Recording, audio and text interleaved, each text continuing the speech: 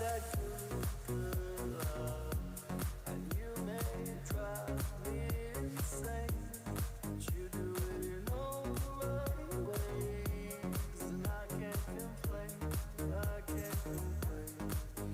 'Cause when I need your touch, and when I feel your heartbeat, I know that I'm standing next to you, and I know that it's all that I need.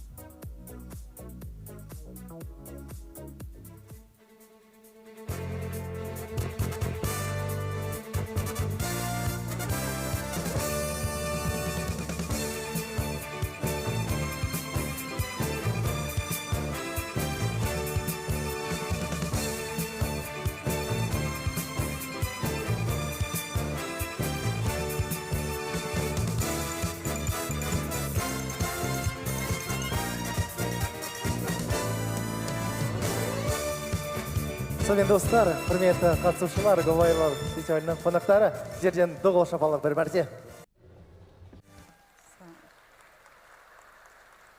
Hi everyone, we're very happy to see you at the opening of Go Viral Festival. Сонымен біз бастаймыз. Сахнаға Ақштан Қазақстан Республикасындағы төтенше және өкілетті елшісі Уильям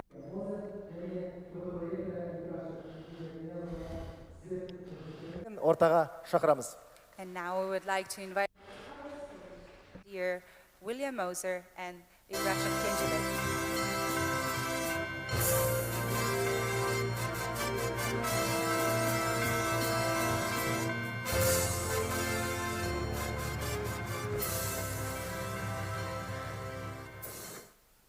Good afternoon, everyone, and welcome to the 2019 Go Viral Festival. Please. I am delighted to greet those of you who are here in person for the first event of the festival, and to welcome those of you who are joining us via live stream from all across Central Asia and around the globe. Yeah, please.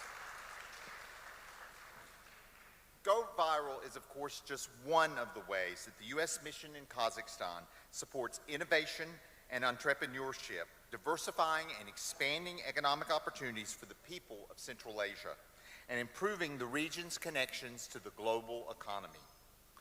Go Viral is one of the U.S. mission's largest and most important events. We are able to host such a fun and informative festival on an annual basis thanks to our partners and organizers. First of all, I would like to thank the Kazakh British Technical University and our rector, Kinjibek Niyazov Ibrashev, in particular for partnering with us to host the festival at KBTU this year. And we greatly appreciate your hospitality and collaboration.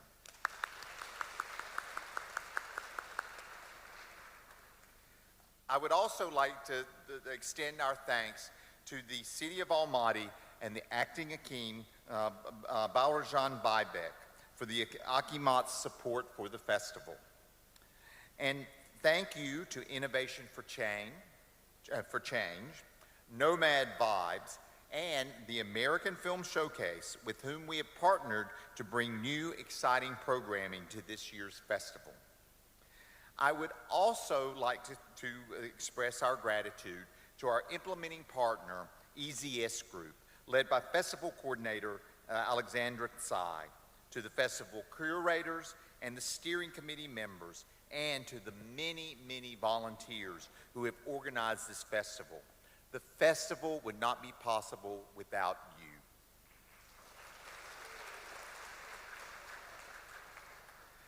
We are very proud to gather leading thinkers and innovators from the United States and across Central Asia here at the festival to share their expertise and the latest tips, trends, and tools for developing new ideas and growing new entrepreneurial endeavors. I encourage each of you, our participants, to explore how you can collaborate to apply new information and new tools from the Go Viral Festival to your entrepreneurial and creative projects. To further foster collaboration, I am pleased to announce that this year we have selected 10 Go Viral regional ambassadors from across Kazakhstan who will be bringing Go Viral back to their communities through a series of Go Viral related activities at American spaces and venues across Kazakhstan. Now, if I could ask the Go Viral ambassadors to stand, just so that everyone else can see you.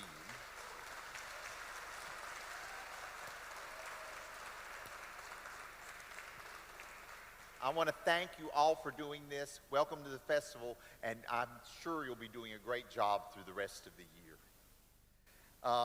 And I want to invite all of you to connect with the Go Viral regional ambassadors during the festival and to collaborate with one another to share the talent, creativity, energy, and enthusiasm of the festival with others around the country. Thank you for choosing to join us for Go Viral 2019. Now it's time to create, collaborate, and innovate, and particularly go viral.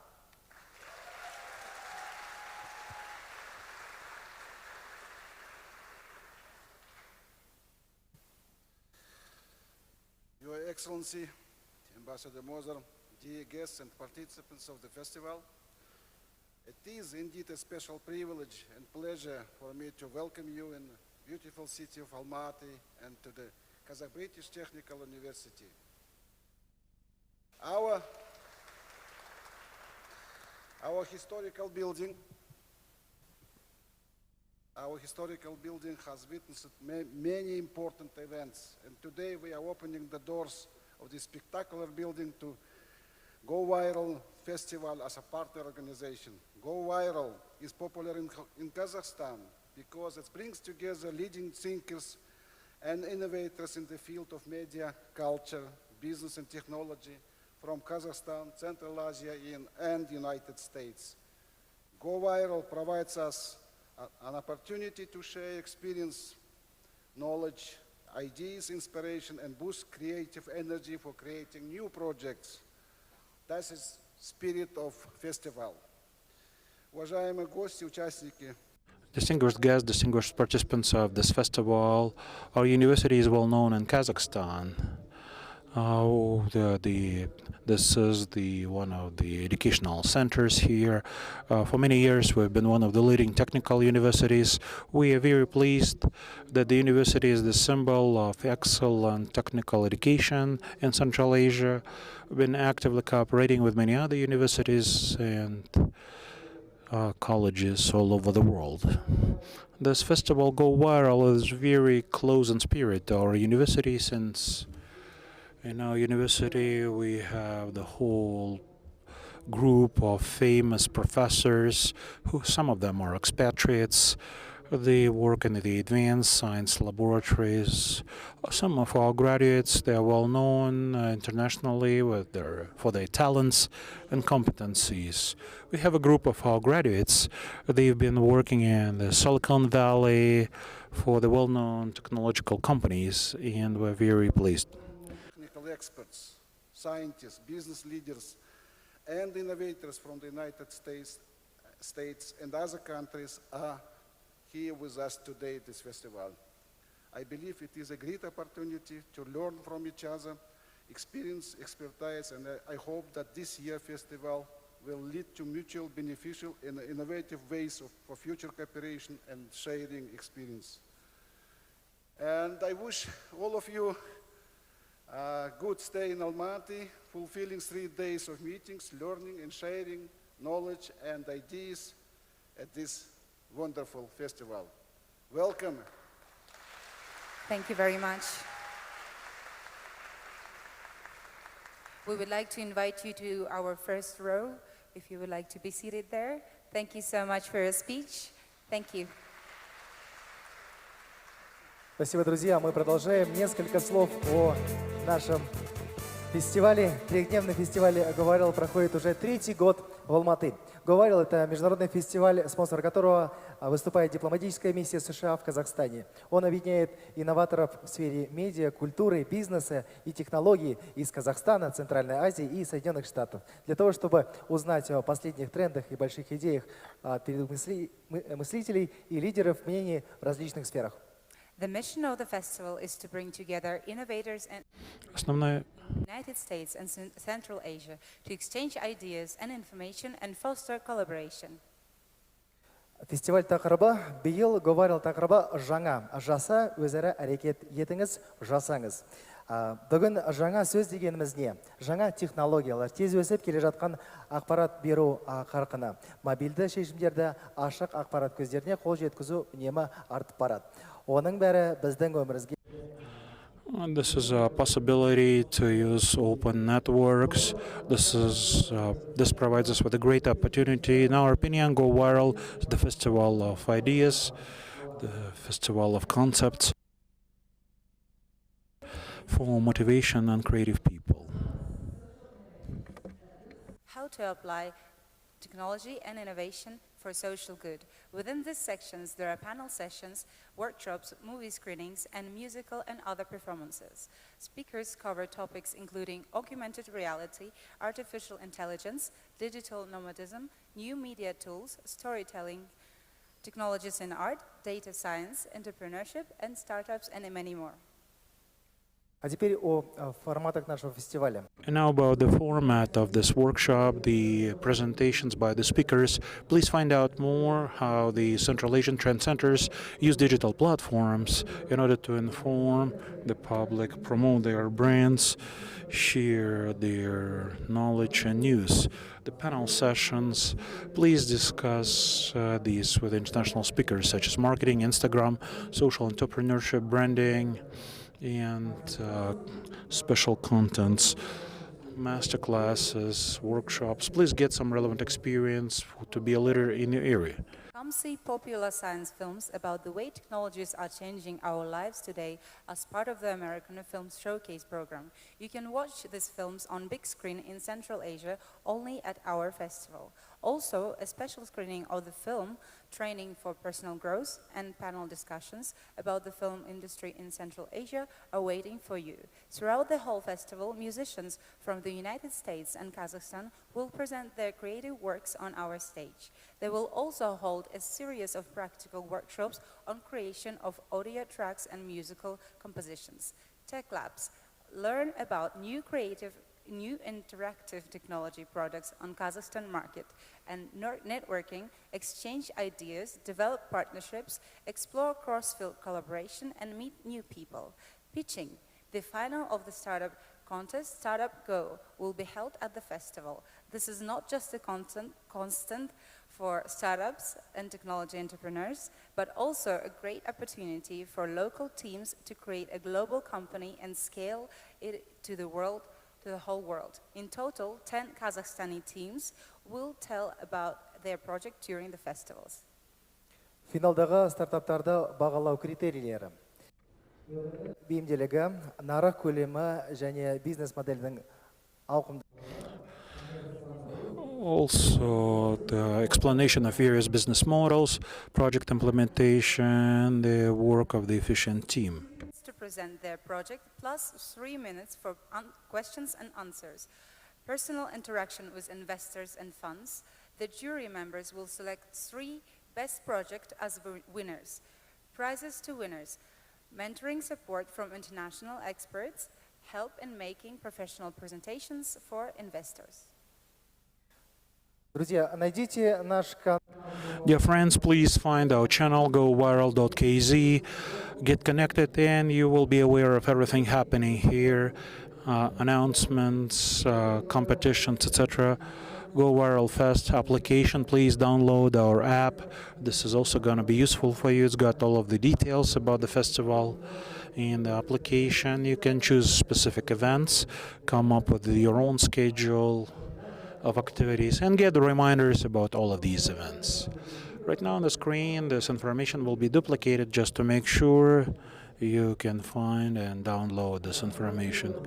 Also, we've got the simultaneous translation. To access simultaneous translation, you need to use the headphones. If you don't have the headphones, you can use the headphones that are available on the desk right now. To get the translation, you need to get connected to Wi-Fi, goviral.kz, and please disconnect the mobile data. Then you go via the link, and you will get the Others, we invite you to use this hashtag in our publications and posts. Hashtag GoViralKZ and hashtag GoViral2019. Also, there will be a live stream for 3 days. We are going to live stream from the main stage on the goviral.kz website. We welcome our online audience. As well, we have the Facebook Live. For 3 days, there will be an online broadcast on Facebook, interviews and conversations with speakers of the festival. The official Facebook pages are US Embassy Kazakhstan, US Consulate General Almaty, and GoViralKZ. Друзья, в этом году у вас есть уникальная возможность оставить. Dear friends, you have the unique opportunity to leave some comments about this festival. We really care about your opinion, how relevant were the presentations and interventions. Did it meet your expectations? What topics were of interest for you? In order to take part in this evaluation, go to Go Viral app. Add the session to your schedule and assess the particular event. And fill out the form. Your opinion really matters. Вот мы немного познакомили вас. Okay, so we've given you a little bit of information. Hopefully, we will be able to give you even more. Invite to the stage. So he is a lecturer and fellow in Stanford Design Program, where he teaches courses that help students navigate their educational, vocational, and personal path. He is a meditation guide for the #1 app for meditation and sleep, consults with the companies as a design coach, and has led courses and workshops at universities in the Middle East, South America, and Asia. Please welcome to the stage, John Armstrong. Қарсы алыңыздар.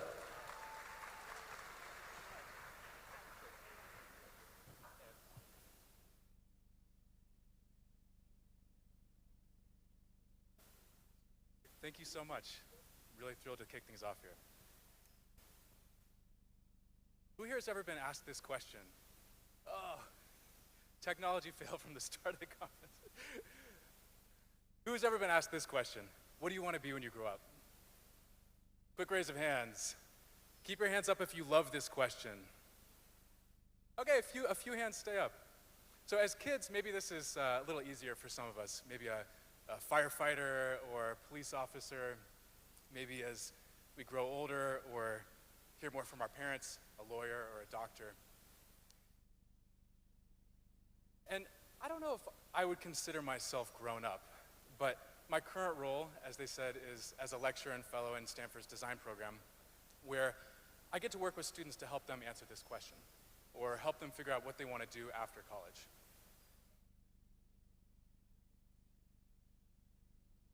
I think a lot of people that I speak with outside of the university have this impression that Stanford students kind of have this figured out, that they know what they want to do and they know how to get it. And when you have a short conversation with students, you begin to see a fuller picture. Yeah, that'll be interesting. I was going to go to med school, but some grades changed that. I think I'm going to go to law school.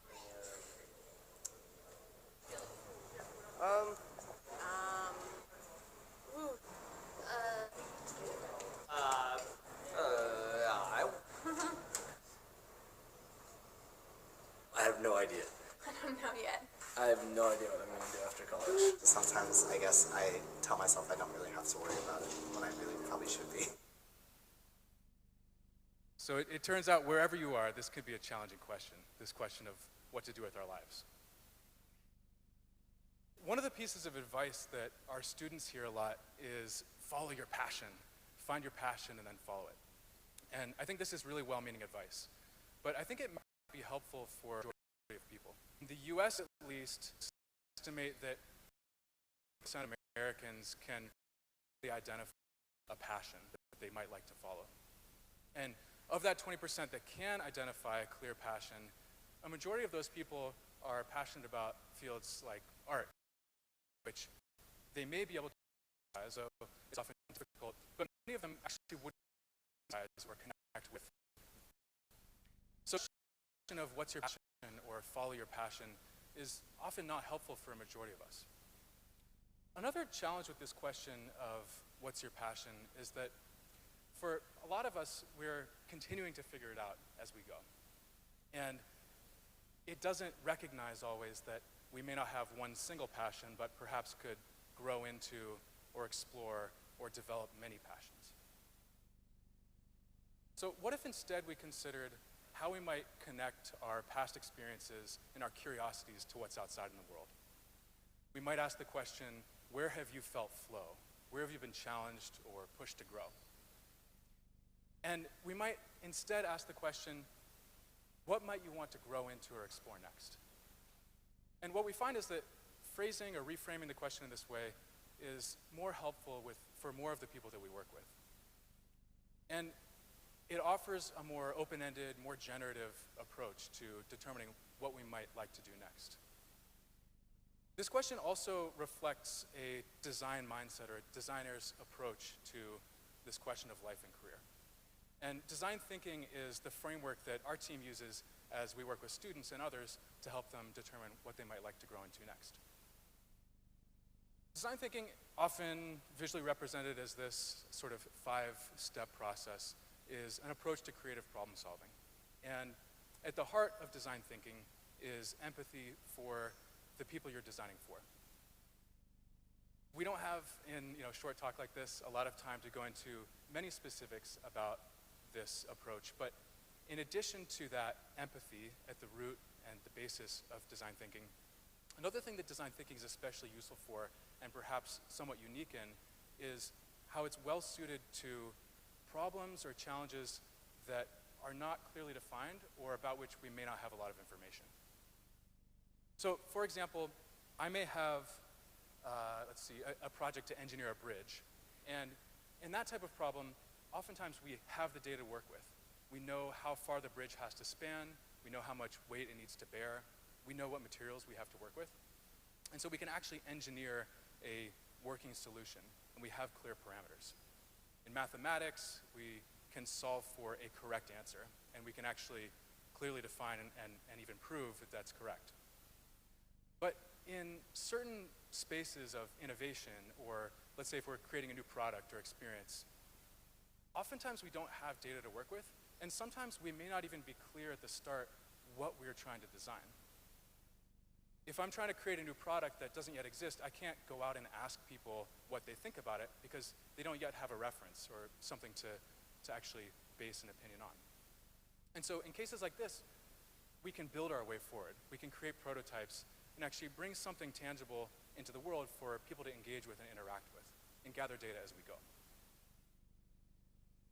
And so for the same reason that design thinking is especially well suited to these abstract problems with unclear constraints or changing parameters, it's also really useful, we find, in helping us determine what we want to do with our lives. Because our lives aren't like a math problem with one clear outcome or one best solution. And every time we do try something or run an experiment or try something new, we actually change the nature of the problem. We change the game itself. One way to just very broadly think about this process, again, because we don't have a lot of time to go into details, is in terms of cycles of flaring and focusing. And for our sake here today, we can think of this flaring phase in terms of coming up with many different ideas and possible solutions, and then focusing by making those concrete and tangible. So to consider how this might look in the context of our lives or education or career, I'd like to do a little thought exercise. I'd like you to, just for a moment, imagine that not only are we here living this life, but that we exist within a multiverse, an infinite number of different universes, all existing and taking place simultaneously. And not only that, we can each choose to dip into and experience any of those different universes and as many of those different universes or lives as we want. So I can continue to live out this life as I've planned, but I can also live the life where I quit my job and sail around the world for 5 years. And I can really fully experience that possible future that I could live. So I'd like you to think and actually come up with a number. If you could live out and experience as many possible versions of you that are inside of you, how many might you like to live? And I'd like you to think of a number because I'm going to count to 3, and I'd like everybody on the count of 3, and we'll all be together so there's anonymity. I'd like everybody to please just loudly and confidently speak it out into the room. How many lives of your future you might like to express or experience if you could? All right. 1, 2, 3. Okay, I had a million early here, which was helpful because I actually heard that one. And I heard some people, it seemed like some people abstained. But I heard a few numbers, some 5s, I think I may have heard a 1. And some people are really committed to this life here and now. And I respect that. And even if we're really committed to this life right here and now, we can still recognize that each of us has many different possible versions of who we could be latent inside of ourselves. With our students and with other folks we work with, we ask people to get actually really concrete about this number or the possible futures or lives we could lead. We ask our students to come up with at least 3 different, completely distinct, alternate 5-year futures that they could live out. So the same person could sketch out, draw out, or in some way write out or express a 5-year future if she went into medicine. She could also, though, sketch out a future as a software engineer, which could be another alternate possibility and a person who she could become. She could, like I might like to do, sketch out a future in which she sails around the world for some length of time. And we call these Odyssey plans, but we don't think of them as plans because they're actually incompatible alternate realities. But we find them really useful for a few reasons. One is that just getting our ideas out there forces us to, or helps us, engage those ideas with other people in our lives. I had a workshop participant recently who, in one of her alternate realities, she sketched out that her husband died. And he was really not pleased with that. He was like, what do you mean you killed me off? Why? What's going on? And she explained, well, of course I don't want that to happen, but I'm curious to explore some of these things that that I couldn't really do in our marriage because we're living together and we have this life and lifestyle. And what happened was, through this conversation, they were able to expose some of the assumptions she'd had about what he wanted or what their marriage might look like. On maybe a more positive note, I had a student recently, a couple quarters ago, who sketched out 3 completely different realities, 5-year futures, but in each of the 3, the one common thread was that she married her boyfriend in every plan. And her boyfriend saw this and he was like, you want to get married? I want to get married. Let's get married. And they're getting married. So no promises if you do this, but we do find it helpful as a way to really engage people with our ideas. Another reason that this is often valuable is that in terms of decision making, what research suggests is that if we consider more than just a binary sort of 2-option choice, should I do this or this, or should I do this or not do this, but actually introduce at least one more, at least a third or more option, then we're more likely to, first off, make better decisions, but importantly, in terms of our own experience, make decisions that we're happy living with. A final reason that we often find this exercise really helpful is that oftentimes by getting all of these wild ideas out into the world, it forces us to come up with more, but also newer and more different ideas than we might otherwise have. And I think we can sort of visualize this with this visual. If we're, say, approaching a problem, trying to solve a problem, a lot of times, if you're like me, I come up with the same solutions, the same ideas that I always have, or ideas that are really similar to the problem itself. And I could be kind of stuck with a narrow field of vision or kind of creatively in a rut. And what I really want is an idea that's different or innovative or out of the box in some way. But oftentimes my assumptions or whatever baggage or constraints I have can kind of pull these ideas back in. I maybe think of them as being, unfeasible or impossible. But what we find is that sometimes if we can come up with ideas that are so different or so wild, it can actually help us break out of some of these creative blocks that we might have. And although some of these wild ideas may be impractical or may not be easily implementable, just the exercise of coming up with them can help us expand the solution space, break out of some of those mental, emotional, or cognitive ruts that we might have, and come up with newer and different ideas. So all of this is to say that in considering alternate versions of who we might be, the different choices we could make, and who we could become, this is one way, using this lens and mindset, that we flare and go wide in thinking about our lives. But how do we take all of those different ideas, different possible futures or choices, whether big or small, that we could make, and actually bring them into focus concretely? In product design, if we're creating things, a really clear way that we do this is through prototyping. And prototypes in this context are cheap, simple, easy versions of the ideas we're considering designing or that we're beginning to design.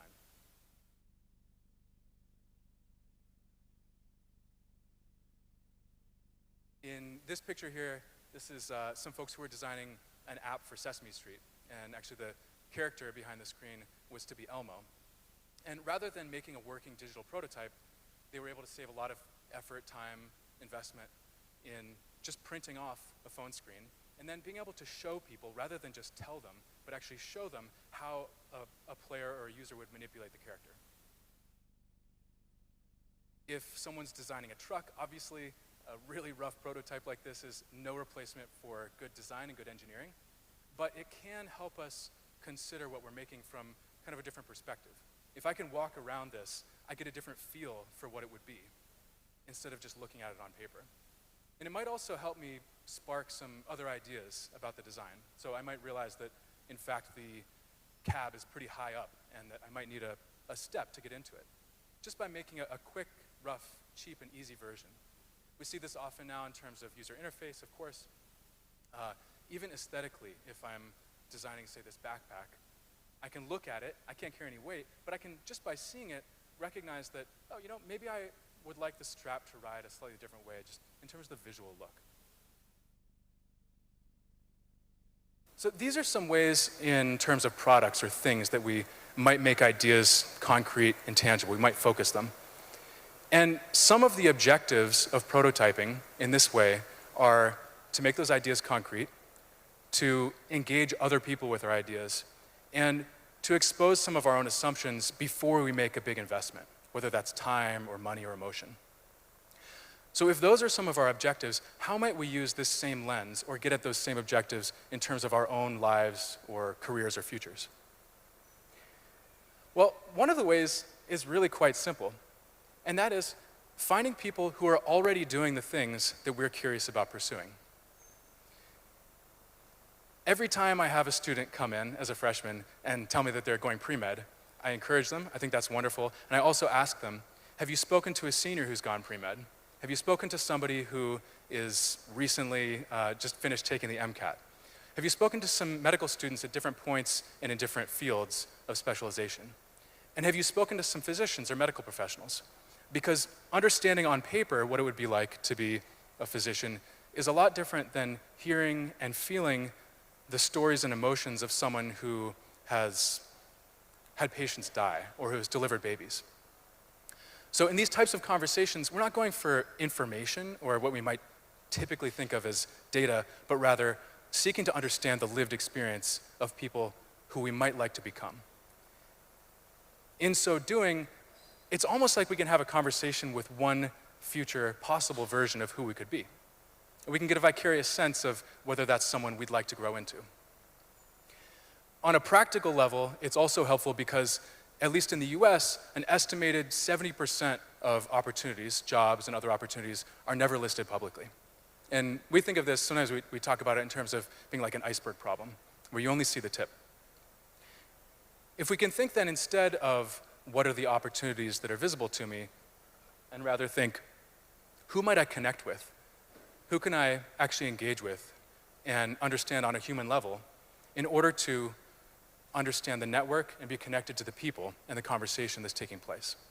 And in so doing, we can become aware of a lot more possibilities and opportunities than we otherwise would be from the outside.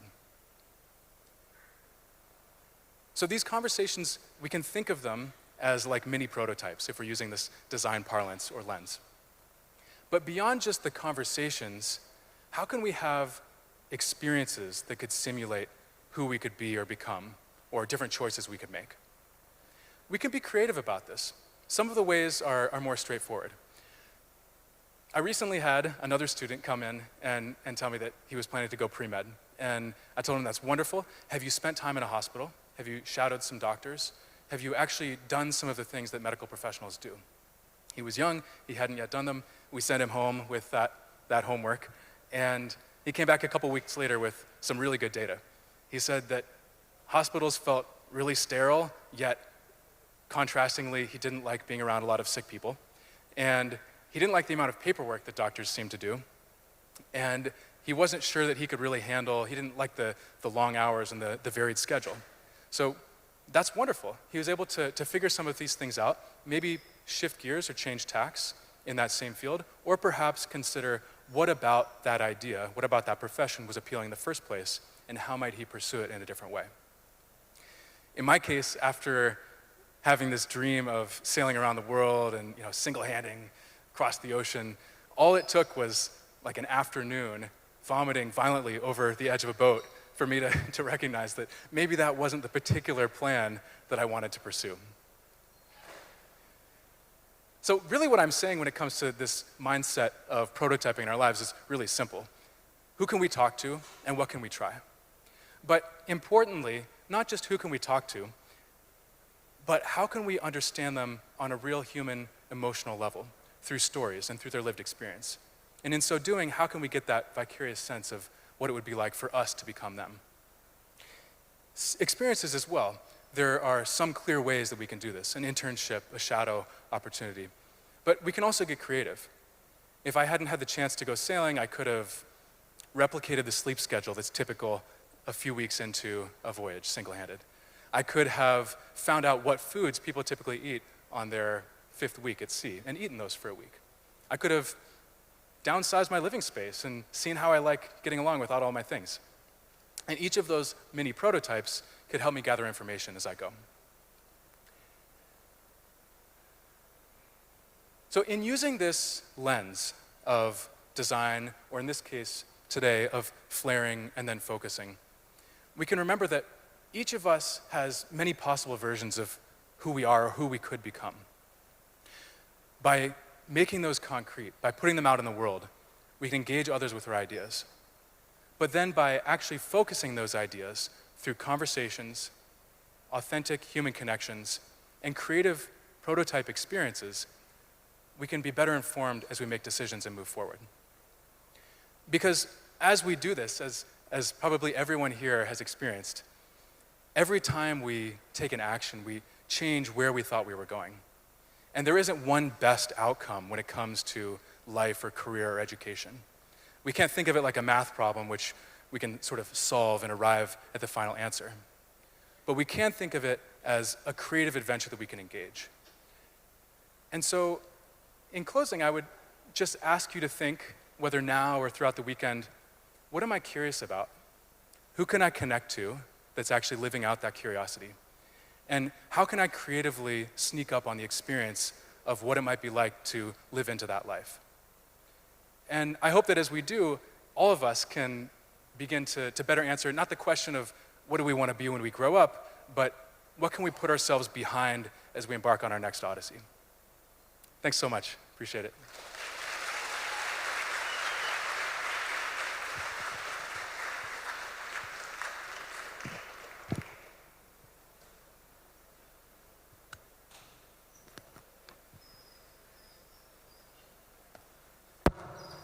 Sorry.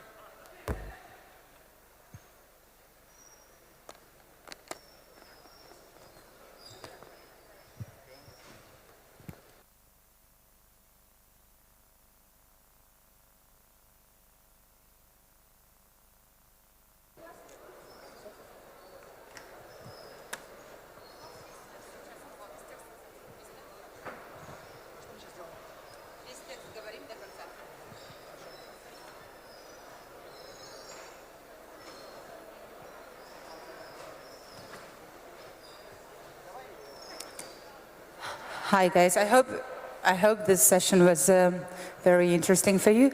I just want to continue on saying that we are having the contents from Franklin Covey, Kazakhstan.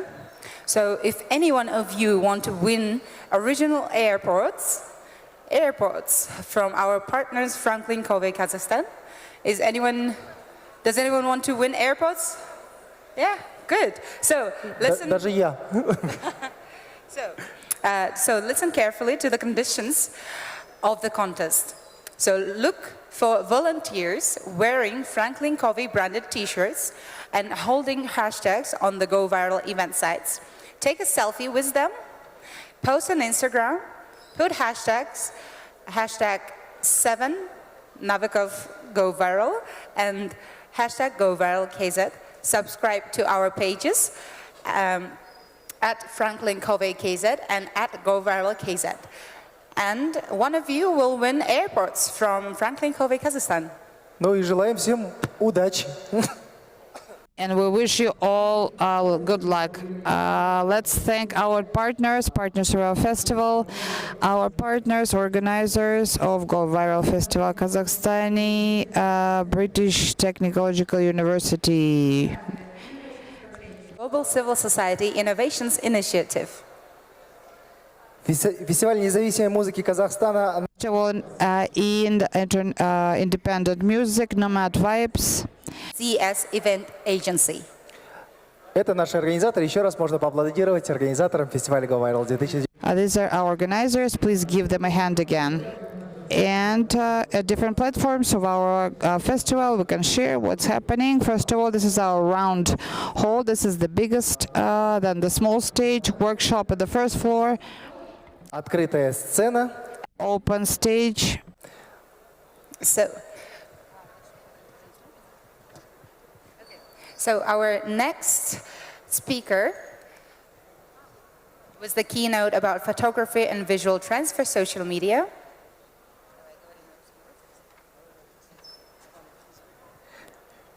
Немного о нашем следующем спикере, Джон Смок, независимый фотограф.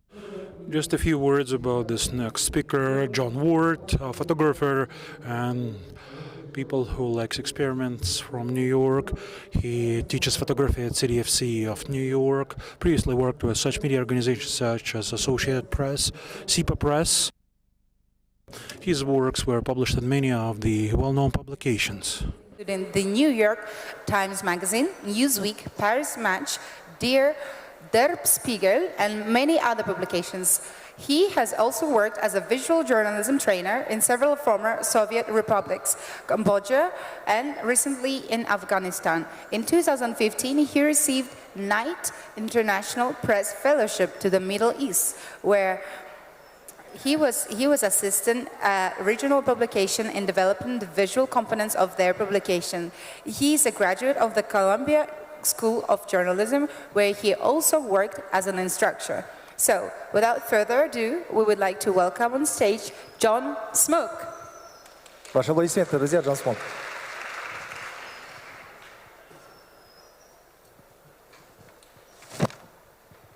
Hi, how are you? Good. So I normally don't have a script, but I'm jet lagged and I have a lot I want to say, so I have a script. Well, what I want to talk about today is photography, and I'll explain that picture in a minute.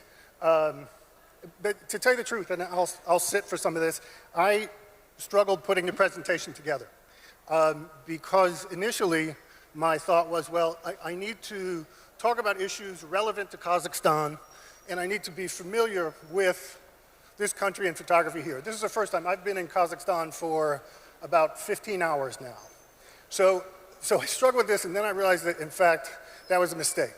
In fact, the point of my presentation is what I should do is show you the kind of work I do and show you the community of photography that I'm around in New York and internationally, both in terms of some historical images, but also in terms of some contemporary images. The clicker's not working, so I'm going to have to walk over. This is, I'm lucky. You know, the last speaker was talking about finding your passion. I found my passion as a university student taking pictures and was able to sort of monetize that passion and spent 20 years traveling internationally taking pictures. And this was a picture, you've recently had an experience here with demonstrations. This was a demonstration in Detroit, which is the city I'm from, when the United States invaded Kuwait en route to Iraq a very long time ago. And I had taken a few pictures before this, but I had never really thought about a career in photography or photojournalism. But this experience so radicalized me and was so exciting that it set me on a career path. And to complicate, the person being arrested is the student reporter I was with. And it's a long story, and I don't want to spend a lot of time talking about this picture, other to say that this was really what set me, or set a career in motion that has now taken me in photography for 25 years. And really what I want to talk about today, and let me go back to the other image, is this idea that, you know, photography is sort of magical in a way. And I think now, more than any previous time, the combination of your phones and what your phones can do with photography and social media makes it a powerful, powerful tool, agent for change, at a time when I think globally we need such an agent for change, right? We have climate issues, we have increasing totalitarian governments, we have rapidly changing ideas of gender and diversity and race and discrimination. And I think photography is a tool that can really bring people together around these issues. This image is the first digital image ever. That's a scan of an American scientist, and I have jet lag, so I can't remember his name, did a scan of a photograph of his 3-year-old son. I'm so sorry, John Smoke, I'm so sorry. The audience can't hear you. Can you please hold the microphone a bit closer to your mouth? Sure. There, thank you, sorry. Better? All right. So, 1957, a scan of his infant son. That scan, and I assume most of you have some idea of what this means, that scan was 172 pixels by 172 pixels, right? Because that's all the computer could hold. And this is in for some of the people in your room, not quite for me, this is in a lifetime, a generation. So this, by contrast, can create pictures that are 3,000 by 4,000 pixels across, easily, right? This, by contrast, has more computing power than did either the Russian, the Soviet, or the American space programs for the first 15 years of those programs. It is extraordinary what you hold in your hand. And, you know, there was historically, an earlier kind of equally significant development in media, and that was the Gutenberg printing press. But even that printing press took sort of 200 years from the time it was developed into the time that it became routinely used to print newspapers. The change in media, I should put it around my neck. The change in media is happening in your lifetime, right? Particularly if you're 20 to 30 years old. You know, the picture I showed you,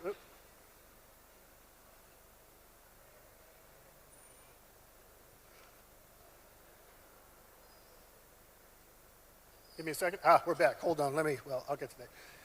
The picture I showed you, this was taken with a black and white film camera. You can actually see kind of the glue from the darkroom in the corner. So in my professional lifetime, we've gone from that to my phone, which is actually a better camera, right? So in the context of that, in the context of how important photography is as a tool, your interest in photography, the global kind of potential for change and good that photography can do, particularly mobile photography, I want to show you a bunch of pictures today. Sound good? Okay. So, and I have this is basically a story in 3 parts, 3 overarching points I want to make to you. And I'm going to try and move through this pretty quickly so there's time for questions at the end. But you know, the previous speaker, John, was talking about if you have something you want to do, find people to network with, come network with me, right? So if you're interested in photo or journalism, I'll be here all weekend. Come see me. I have a big stack of business cards, right?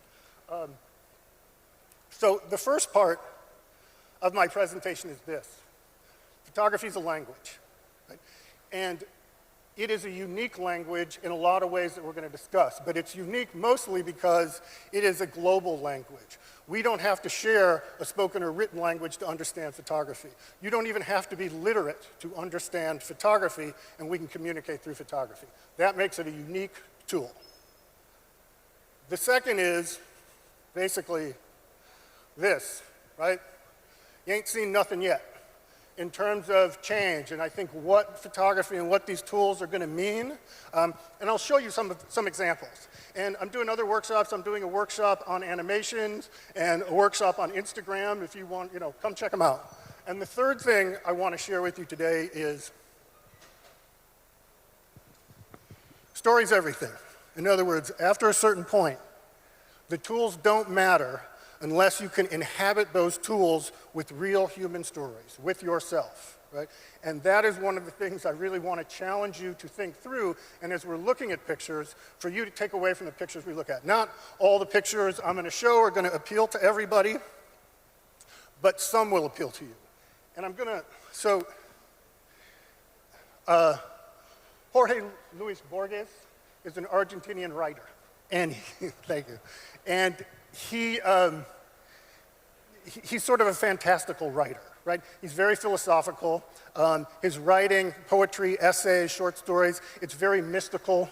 There are lots of mirrors and labyrinths and deep ultra meanings. So the story goes, in 1940, he read an essay written by an English Enlightenment era scientist. And he was so sort of incensed by the idea that this Enlightenment era scientist thought that we could develop one universal code, one universal language to understand everything, almost like HTML, right? And his argument, and he created this thing called the Celestial Emporium of Benevolent Knowledge, which I'll explain in a second. And he was so incensed by the idea that human beings are exclusively rational animals, that everything could be explained in a single taxonomy. His fear was that culture would be lost, right? The variety of human artistry would be lost. So he developed the Celestial Emporium of Benevolent Knowledge, which is this sort of weird taxonomy of seemingly unrelated things, right? And there's a lot of philosophical conversation around this thing. What are the patterns? What are the meanings? And it gets pretty mystical pretty quickly. Why am I telling you all this? Because what I want to share with you is sort of a celestial emporium of benevolent photography. So I'm going to show you about 25 pictures from, some are old, some are new, some are mobile, some are more traditional photo. And the denominators, I think, in these pictures I'm going to show you are that they're going to illustrate these 3 basic things I'm hoping you're going to take away from this, right?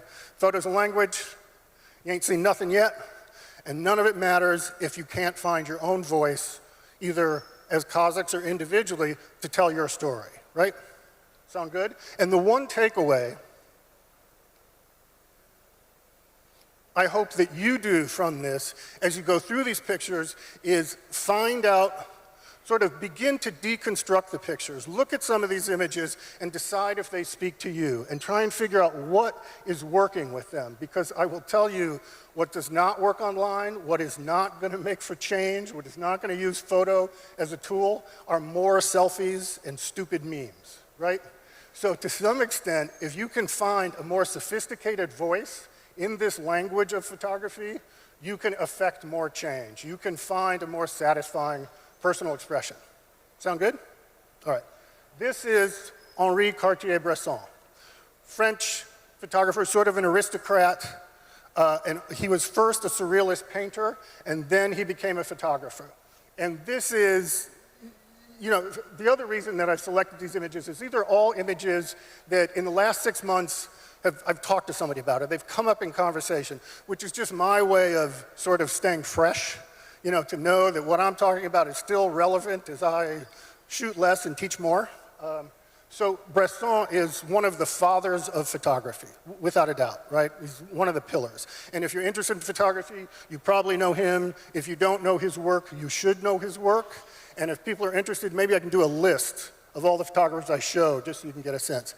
And what Bresson is most known for, in terms of, in addition to this sort of surrealism, is the idea of a decisive moment. Right? If you look at the boy in the background and the glint on the glass, this picture was taken in an instant, right? A moment later, it disappears. Make sense? Right? The other reason that I chose this picture to start with is photography is a language. How could you write what you see in this picture? How could you talk about what you see in this picture? You can. It's an idea that only works as a picture. Photography is its own unique language. You need to speak that language. And I think one of the things for me, I do a lot of work at home with reporters. And one of the things that happens with reporters, who now, of course, in American journalism need to take pictures with their mobiles, is they want to take pictures like they write stories. They think it's a direct translation of language, from writing to taking pictures, and it's not. It's a very, very different language, right?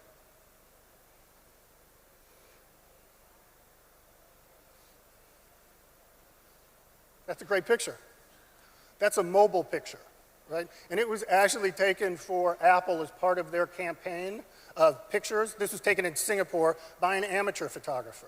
But I like this one too, because this is something else. This is a moment. How could you write that? How could you articulate that? It's almost like a dance or a poem, right? The sort of the lyrical pattern of the nets and the men fishing. That's a beautiful photograph, right?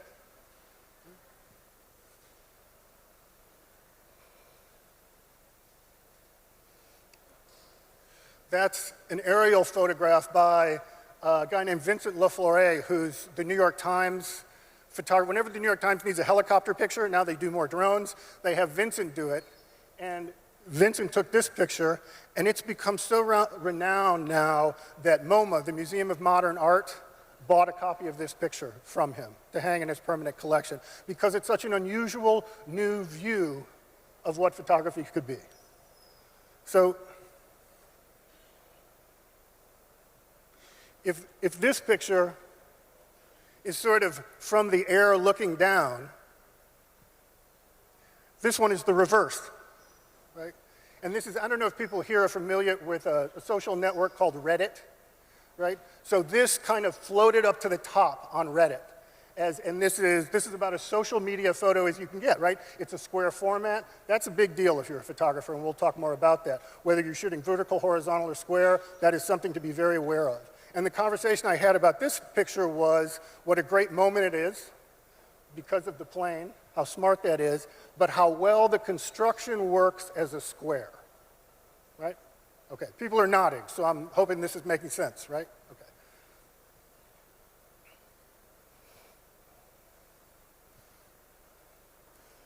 So this is by a guy named András Kertész, a Hungarian photographer. Early 20th century, I was at a friend's house the other night having dinner. He worked for Kertész as a young man, as an assistant, so he had a print of this picture. And I just found myself staring at it the whole night, right? There's just something, it's called Lost Cloud, right? I mean, I don't know why I shared it. I'm just sharing it because I think it's a remarkable picture. And I think like any of the pictures I'm showing, this is obviously an older film picture, there's nothing here you couldn't do with a mobile, right? The genius here is the concept. It's not the tools.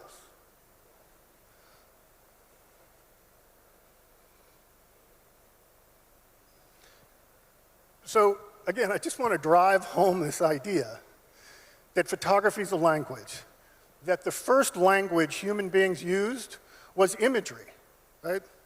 And it was the Egyptian image for an ox that ultimately became the Aleph and the Roman numeral A, right? And now arguably Android and Apple, right? In other words, my point to you is we are wired, and I'll skip ahead a little bit. We're wired for visual imagery, right? You'll see in a minute, the visual cortex, that's connected to your eyes. That's where information that your eyes collect in photographs or painting is stored and processed. The interior cortex and the 3 other lobes, that's where other kinds of written, spoken language material are processed. In other words, your brain works differently with visual information. And it always has. Thousands of years ago, before we had written languages, we were already doing this. Oops, sorry. We were doing this. Now, there's theories that actually the visual cortex is developing more as we consume. In New York, theories go that I'm exposed to 500,000 images a day. Right? It's probably not dissimilar here for you either on phones. And that is changing arguably the way brain functions. And there's been research, this is from, this woman, a woman named Mary Meeker. She does these annual media reports. And this is her report, which was exclusively on mobile in 2016. And what she's saying is basically most of you communicate visually. You talk through images. Right? Which is different than, I think, a generation ago, where images were designed like Lost Cloud. You put up Lost Cloud and people would talk about Lost Cloud. Now we have conversations through images. And I think part of being a social media photographer is understanding that and harnessing that in the kinds of pictures you take.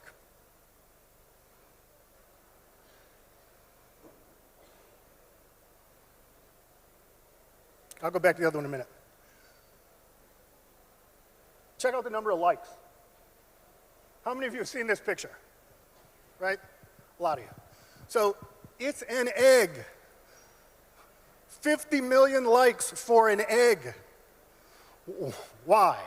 Because this picture is part of a conversation on Instagram. I think it was Kylie Jenner, celebrities, athletes, they're always going to blow up Instagram. Can't compete with them, right? But the photographer who shot this, basically, it was a campaign to get more likes than Kylie Jenner, right? And she did. And my point to you is, it started a whole conversation online, right? And this is the way I think how photography is a language. Like any language, it evolves. And part of that evolution now is figuring out how to engage people on Instagram and other platforms to have conversations rather than just taking, it's almost like images that are questions or images that beg a response rather than images that are statements. Does that make sense? And I think if you begin to think that way, your photography becomes much more engaging online. How am I doing on time? I'm doing good. So, funny picture.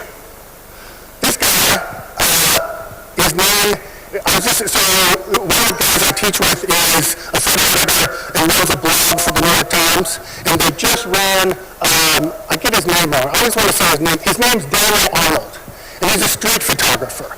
And this, I think, is another big trend in photography. This is in New York, and maybe it's here too, but it's something to be aware of. So first, it's a photo, it's street photo. Photos are open books, right? Humor and photography is part of the language. But what's interesting about this guy, and another trend in photo, there's a lot of online conversation, are trends where the photographers are using film cameras to take pictures and then scanning in those film cameras. That's the very first image we looked at. So Arnold he uses disposable cameras, right? And people talk about it, and I would encourage you on Instagram or elsewhere, if you like this style of imagery, as opposed to a more formal kind of imagery that we've seen with some of the more classic photographers, you should check him out. Because he's getting a lot of attention, because he's got such a unique eye for wit and humor in his photography, right? Rather than just, here's my arte kind of pictures, he's telling a whole story with his images.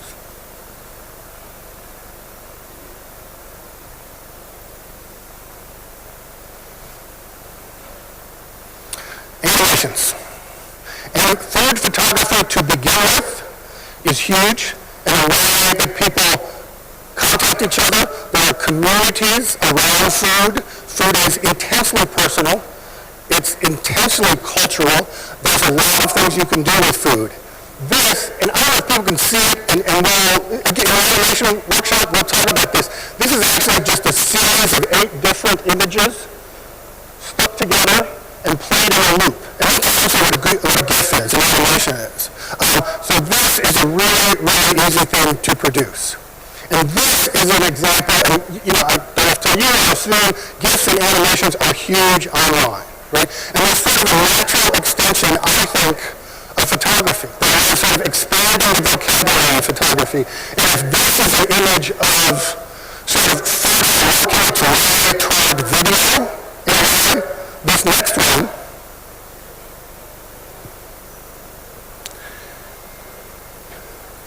is actually the reverse. This is a video where an algorithm has been used in a very simple application called Plotograph to give animation to the frames.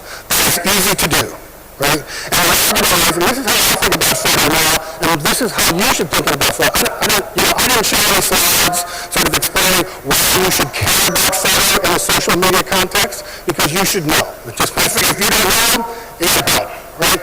It is fundamentally a visual medium. I tell my students now, look, the first job of any image you take is when I'm scrolling through my feed, it's got to be an image that's going to stop somebody, right? And if you're a journalist or you've got other content, that image is the point of entry for other content. In other words, strong imagery is key to whatever message you want to bring into the world in social media, right?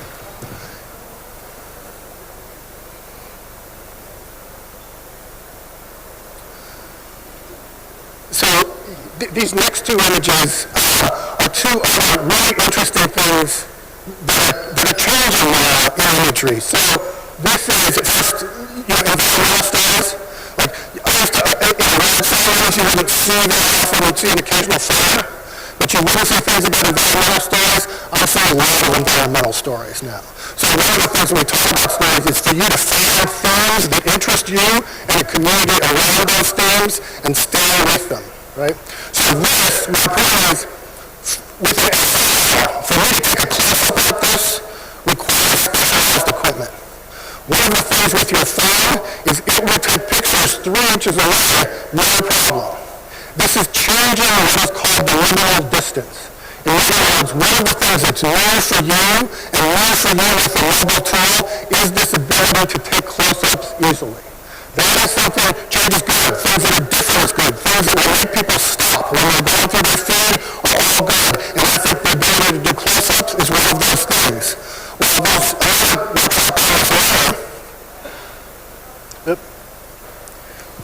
photography. It's another huge emerging area. And this is another, sort of melting ice caps. And the effect on wildlife is how it's being expressed here. But I think this is also a powerful image. And another powerful new way the tool of photography is being used to engage and tell stories.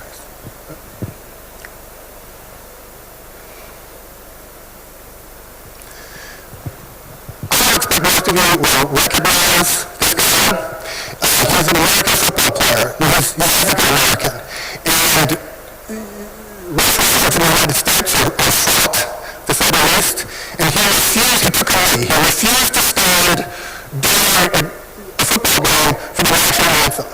And they fired him as a football player. He's been blacklisted. He can't play professional football any longer. So this has become, I'm afraid about this has become a very important social justice issue in the United States.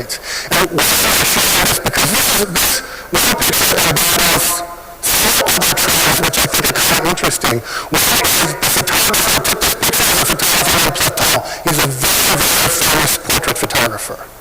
Number two, it's an ad. Right? It's a social justice message, but it's advertising. And one of the things that Mr. Baker is talking about around stars is this increasing confluence between corporate interests and human interests. And I think that such is one of those things we're going to have to navigate. The other reason I'm showing you this picture is this is a vertical, right? That's a still vertical. That is designed to be looked at on your phone, right? This whole campaign assumes you've been looking, because people, vertical video, we can talk about it later, people don't hold their phones horizontally, they hold it vertically. And the way to get the most real estate, the most use of our space are vertical images like this, right?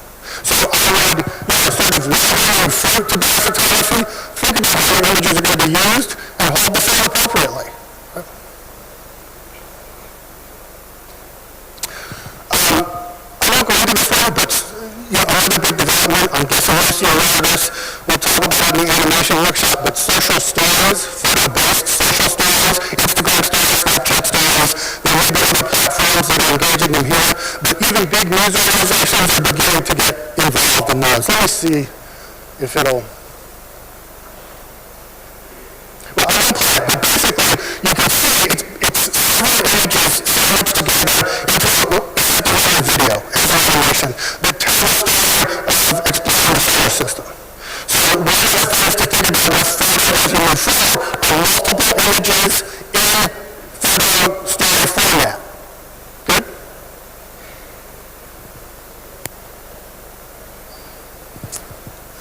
Huge. And I was going to do this presentation using a lot of public imagery. I began to look at some archives, historical pictures from Kazakhstan. You are sitting on a treasure trove of extraordinary images from the past, right? And there's a huge movement now in photo to revisit those, repurpose those. So that's a picture from the very famous that's been built in the early 20th century. This is a picture I took, and it doesn't look very well, but this is a curtain will allow you to roll back and forth, right? And these are archival images in a huge variety of ways are more popular these days. And again, I think when I say popular, those are things where there's proven engagement, where the creators or the feeds or all the stats, all the metrics show that they're getting more bump, more views because they're employing some of these techniques. This site was so popular that they actually retroactively published a book, right?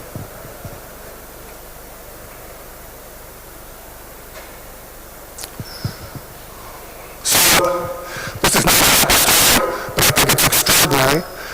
This Brazilian photographer took photos back to a place where they had a family portrait before one of the family members was disappeared during the 70s by the despotic governments that ran much of South America. That is extremely powerful, right?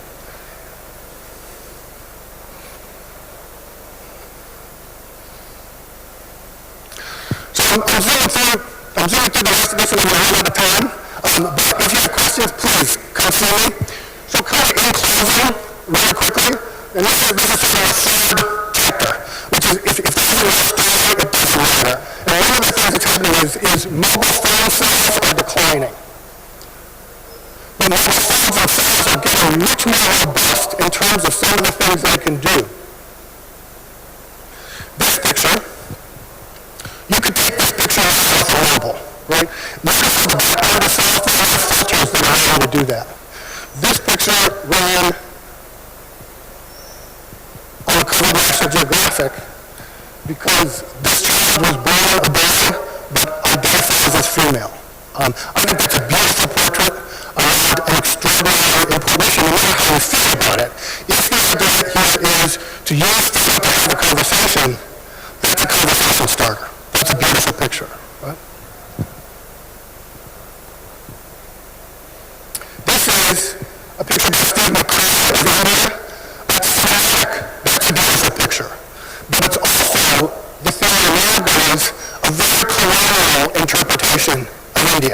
right? What you can see is an Indian photographer, and this is how he sees his country. Right? So one of the messages now, and this has changed in my lifetime, why send me any longer an American photographer to the Caucasus or to North Africa or any region to take pictures? Why shouldn't those people tell their own stories to international audiences? Why do we need to be an interpreter? And I think this is one of the things for Central Asia, because my suspicion is things are going to change here quickly. And for you to control that narrative for yourselves, I think is hugely important, right?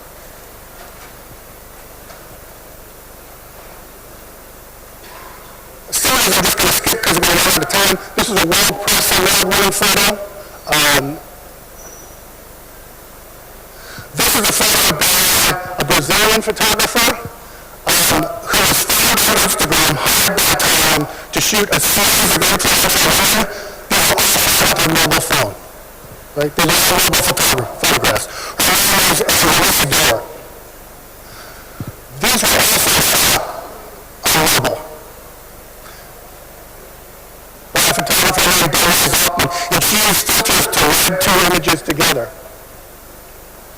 And this is a former student who's working in Afghanistan, and I'm closing out kind of quickly now, but he's worked in Afghanistan for a long time. He's Cuban. And he's very frustrated. And his mission in Afghanistan is not to basically do what we call war porn, but to try and really photograph community and life and how people in countries like Afghanistan live their daily lives. That's a beautiful image, right? That's a humanizing image. So, this is an American photographer. We're going to give her an award. And it's a beautiful photograph because of the light, but it's sort of a moment between moments. Luis Frida is a famous Mexican painter. And this is in Dallas, Texas, and thousands of young women dress up like Frida Kahlo. It's a festival here, so she had a photograph for the newspaper. And this is the photograph the newspaper ran, which is really kind of interesting because it's sort of an intimate moment between these two girls who happen to be sisters. And also between women. And I think that this is part of the more complicated vocabulary in photography that we use now. And this one, I just took it. This was the one I liked it, so I thought I'd include it. And this, I'm just going to right? So in closing, that is my message to you, right? Photography is an extraordinary tool. Don't take it for granted. Figure out how to have a voice as a culture and as individuals here, and enjoy it. And if you want to talk about sort of how the world works and how to monetize this, happy to talk to you later. Thank you very much.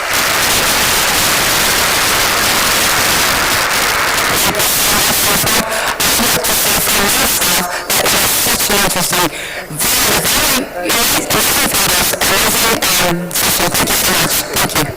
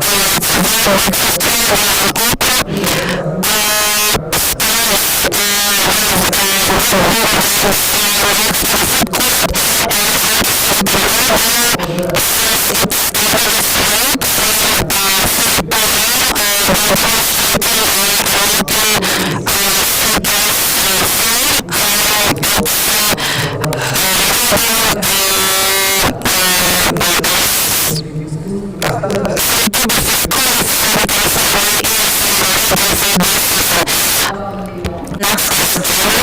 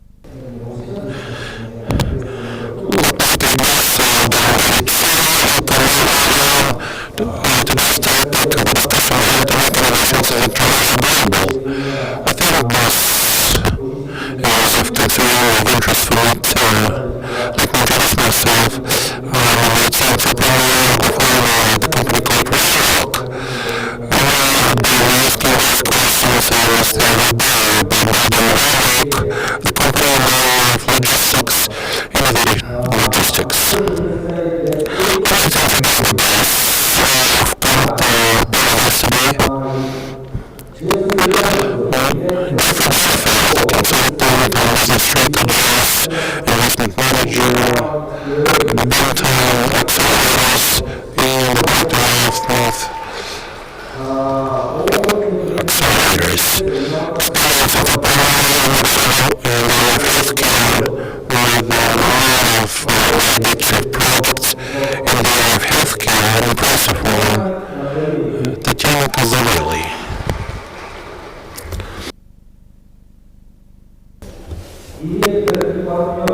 Lieutenant Partner Fort Kurdistan, co-owner of the project Transmitted Ground Industrial Pakistan. The head of the IT department of 55 Group, Tajikistan, Mr. Nasser Ushanov.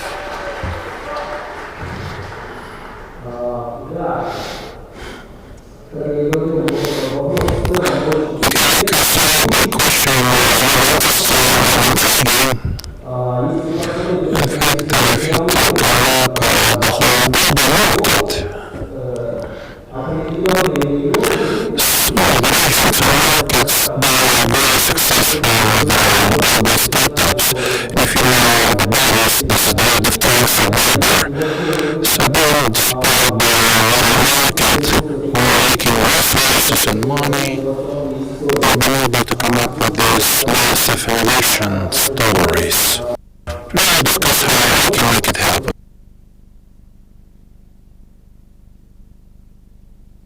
As I remember, there is no single global country from Central Asia, and how can we make sure that we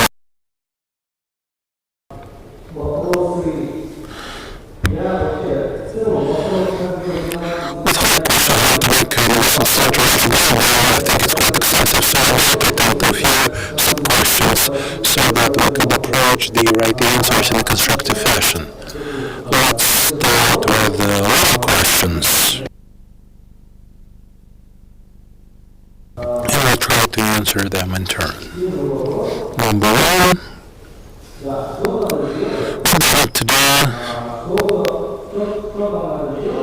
do we need to do to make the technological startups competitive globally? Well, startups from Central Asia, I mean. Thank you. And do you want me to translate it into English? He doesn't speak Russian. Okay. Okay. So the question is, what do we need to do to make at least one of the startups from Central Asia like competitive and known on a global scale? Do you want me to respond like in Russian or in English? Oh, okay.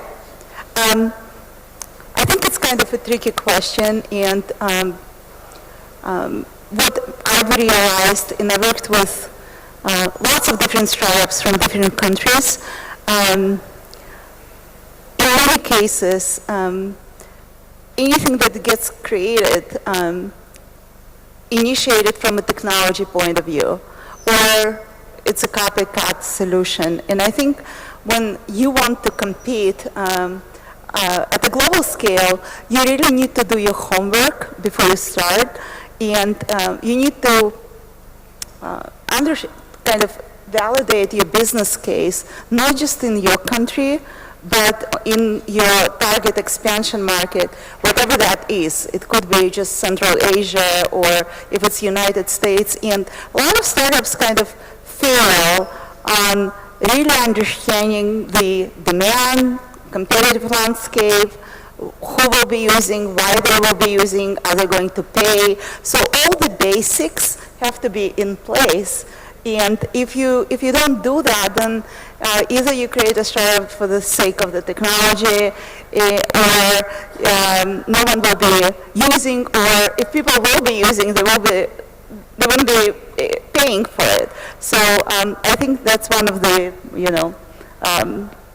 advices that I can give. Hi. It's good to be here. I apologize. This whole thing for me is going to be in English. I hope that's okay. Just to introduce myself real quick before I do this answer. My name is Jeffrey Donnenfeld. I'm the investment manager at Boomtown Accelerator, as you heard. It's good to be here with you, and I'm excited to talk to everybody about a couple different topics through the weekend. Getting your startup to succeed on a global scale is a complicated question. First of all, I think that it's important to understand the market that you're going into, and I think that it's not completely necessary to always build your startup for the entire world from the beginning. I've seen startups apply to Boomtown Accelerator, to our program, that have started small in their local market. They're in Lagos, Nigeria, and they've built something. And they come to us and they say, hey, this is something that we validated here, and we see potential in it for the American market or for any other global markets, but we don't know how to get there. But we know we have something, and we think we know how to scale it. And they really look hard about on how to scale that. So I think that's really important. I think building a product that has a fundamental technology solution or is changing some fundamentals of an industry is important for having a global appeal, rather than something that is very specific to a given culture or to a given local environment. That's the second thing. And the third and final point that I'm going to make is getting your startup to grow on a global scale is going to require you to pitch it 1 million times to 1 million different people. You're going to have to say your one-liner, your elevator pitch, and give your whole talk 1 million times. I talk to tech founders every day. I was in my hotel room last night doing interviews who, I feel bad sometimes because I get on the phone and I say, hey, can you give me your pitch again? And you can tell they've done it 1 million times, and they're going to have to do it 1 million more times. But learn how to pitch your startup and learn about the nuances of the local market that you'll need to understand in order to pitch your startup effectively, right? I've done international interviews, and I've done workshops and talks for international conferences like this one, and I've received pitches that may be great for a given country or a given local environment, but in terms of pitching to us on the American market or any other international markets, it's not going to hit home. So you really have to know your audience. Thank you.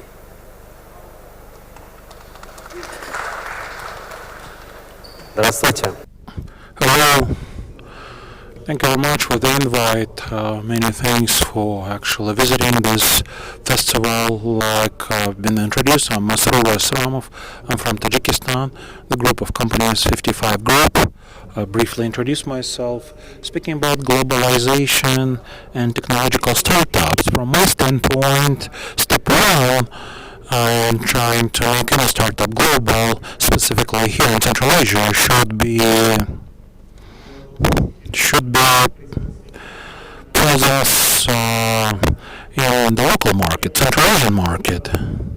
Central Asian coverage. I think doing it a little easier because our mindsets are somewhat similar.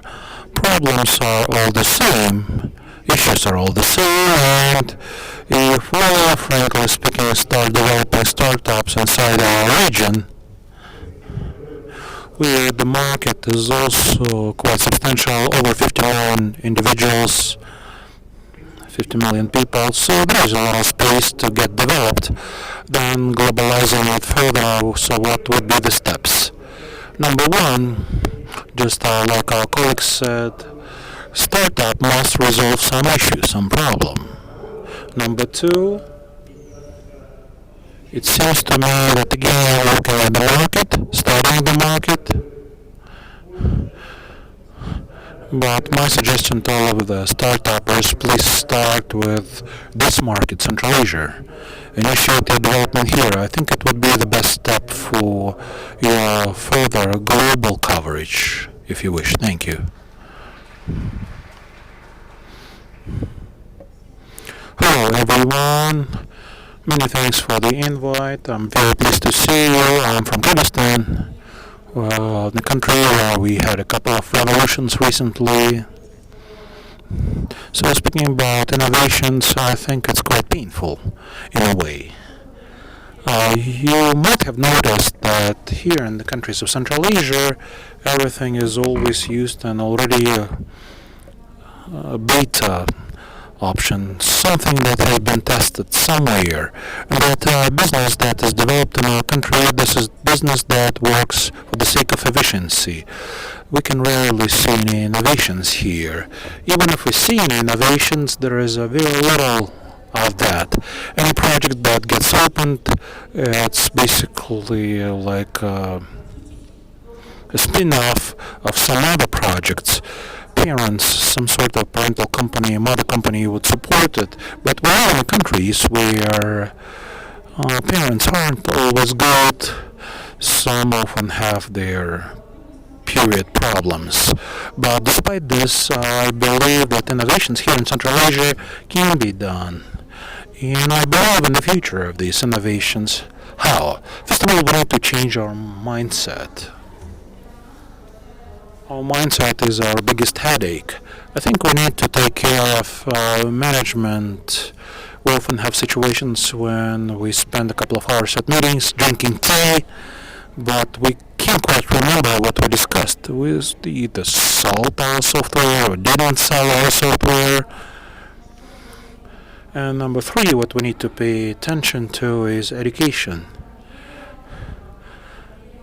We should organize a conveyor production of specialists in IT. Masrur is basically a specialist in that.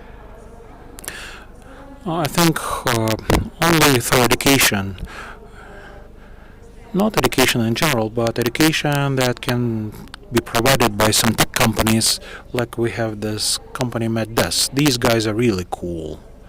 They create such software. They've got their HQ in Cambridge. And I really believe in the future in the sense that it will be happening via education, and I think it will work. I think this is it from me. Thank you. Okay, so this was the question how to make technology startups competitive globally. In fact, yes, we had some answers, and those answers were in the right direction. I think some of the speakers covered it. The next point, what should the government do to enable such startups? Make such as environment where innovations appear. Okay, I'll start. По-русски, да? Okay, in Russian. Well, basically there is this theory out there that basically says that creating an ecosystems for startups, it is vital to have at least 3 organizations involved: the government, universities, education, academia, and entrepreneurs. So this kind of theory at Stanford called triple helix. So I think for the creation of this ecosystem, we shouldn't be talking about the government only, but we should be talking, like you said, education and entrepreneurship too. Why is this important?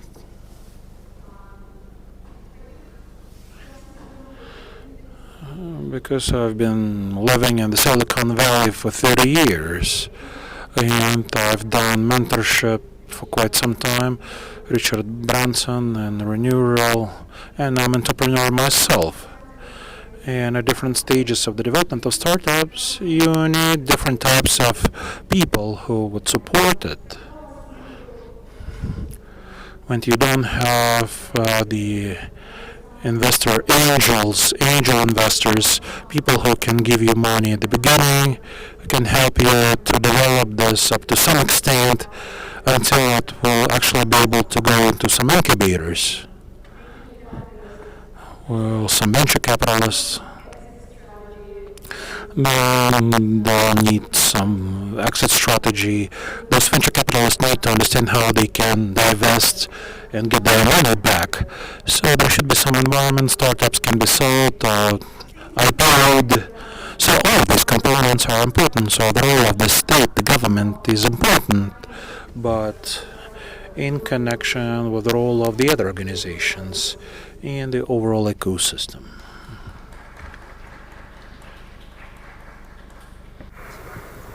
Okay, first of all, before I answer that question, role of governments, I want to respond to your second point regarding people sitting around and having tea, right?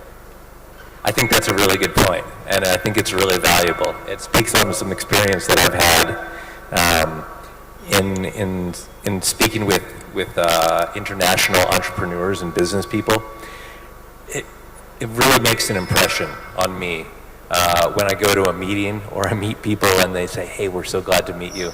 Let's do something." And we say, "Okay, we're going to do this," and make a plan. And then a follow-up email happens, and there's no response, and it seems like sometimes it's all talk with not as much action. In my field and within my office and the people I work with, we take action, and when we say we're going to do something, we do it. And when that doesn't happen, I lose faith quickly in the entrepreneurs that I'm talking to. So that's one thing, and I appreciate you hitting on that a little bit. Now, the role of government. I think that government can be really, really important in supporting businesses and helping businesses go global. I'm from Boulder, Colorado. I'm an American, and I'm going to talk about the U.S. government and what the U.S. government does that I appreciate. There's two things that I want to talk about real quick that I'm, tangentially involved in, I suppose. First is non-dilutive funding, grant funding. The U.S. government does some really great things with grant funding through a number of different vehicles for small businesses and startups, which is where I operate. They have, SBIR offices, small business offices, I-Corps programs, which are all aimed at small businesses and entrepreneurship and funding for research. That I think is really powerful. I think it's really powerful to be able to get money to go develop your business or to develop a technology and not have to give up a part of your business to get it or to dilute yourself, but still have a good amount of accountability for actually being productive and doing something with that money. The other aspect of that I think is important and interesting is grant funding for basic sciences and basic research. A lot of the companies that I see from the private equity side are, service, are app focused, are saying, we're going to launch a food delivery network for locally cooked food or something that's very product focused. And with some of the grant funding, it can be focused on more basic sciences, right? I have a sensor technology that I don't know what exactly to do with it, or we have a new material that might absorb light in this spectrum better than anything ever, but we don't know what to do with it or what it could be applied to. And it's great to be able to have a resource say, hey, go develop that and see what happens, and maybe you'll invent something incredible that changes the world. I think that's really important. Secondly, my kind of wanted to get to is tech transfer. From public institutions, public universities, the role of tech transfer offices, I think, is very important. tech transfer offices are offices, divisions within a university that deal with all of the proprietary technologies, patents, methodologies that are developed at the university, and help those technologies extend further, license them out to entrepreneurs or tech companies, and make sure that they have a life beyond just papers being published. And I think that is a really powerful mechanism to help businesses start and give businesses either temporary or permanent access to potentially game-changing technologies. That's about it. Thank you.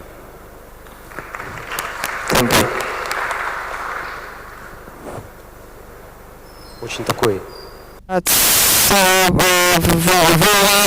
interesting issue, when you talk about the state, but the role of the state in development of international business is it's a main importance, because ecosystem is created by the state. What is this ecosystem? It's, as colleagues mentioned, it's educational segment, because with new innovation approaches to business, the educational reforms, one way or the other, should happen. So, we've demonstrated that during digitalization, globalization of business market, some things become obsolete, but who can do that? Only state can initiate these things. And second thing, as it was mentioned in principle, tax preferences.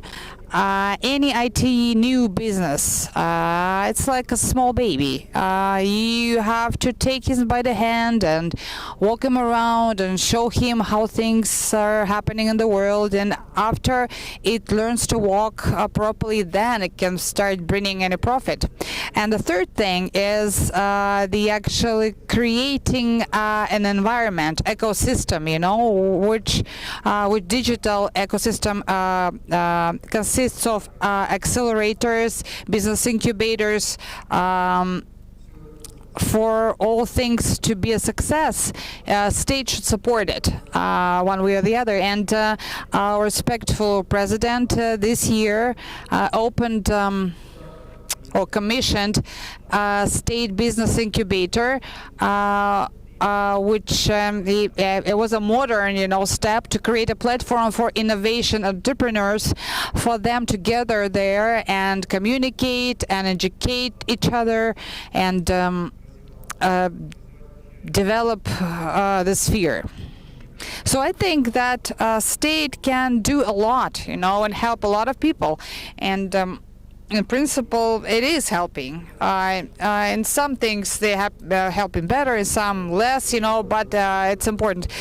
Please, colleagues, we are pressed for time, and can you please just share main ideas and moments just in a briefly, So our president also commissioned Astana Hub project, where with economic zone and with tax preferences and with creating good conditions.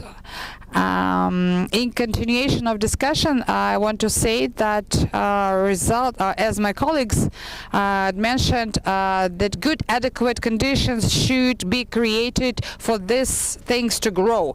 Prepare sort of the foundation with good, as we say, circulation of air, but, the boundaries should be drawn very well. Who is responsible for what?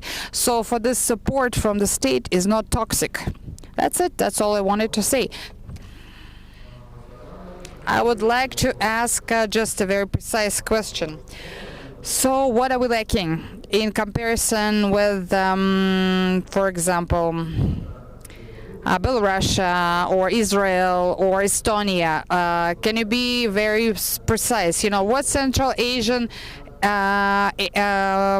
region lacks, like Kazakhstan, Uzbekistan, Kyrgyzstan, to have this globally important stories like Sundays, global banks, like multi-billion companies to be created? Jeffrey?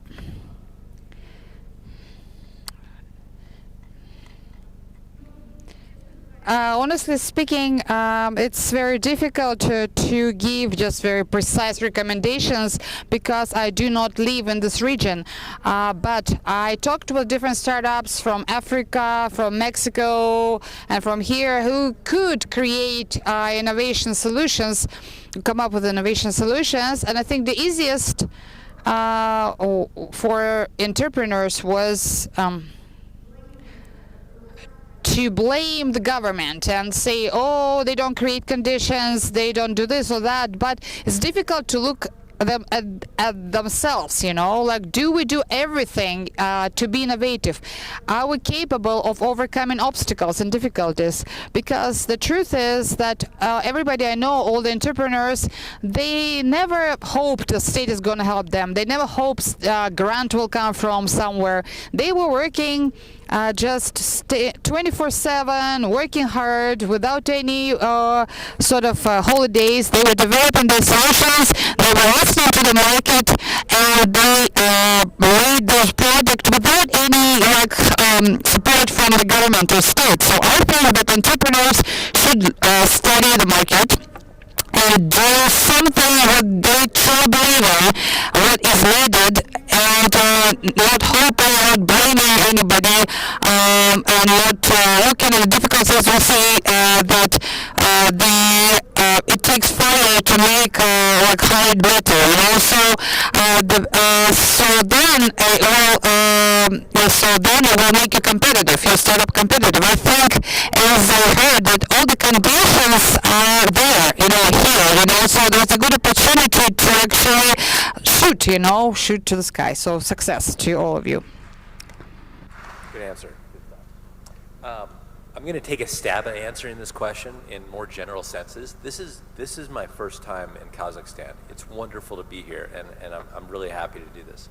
That being said, I'm still forming an opinion of this place and getting to know you and understanding your mindset. So I don't know what I can tell you on that.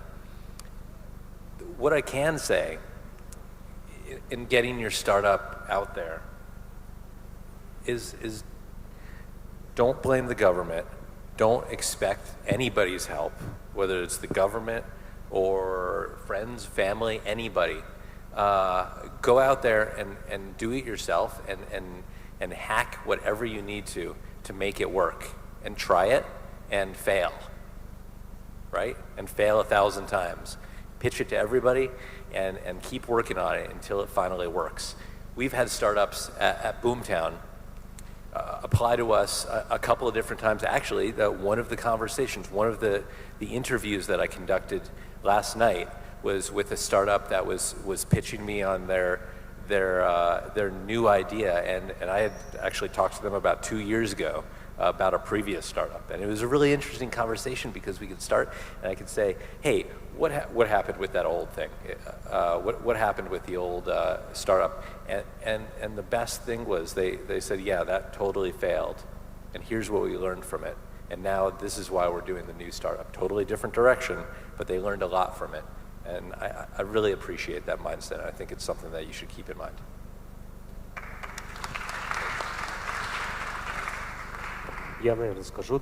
And if I may, from inside, opinion from inside, what we are lacking specialists.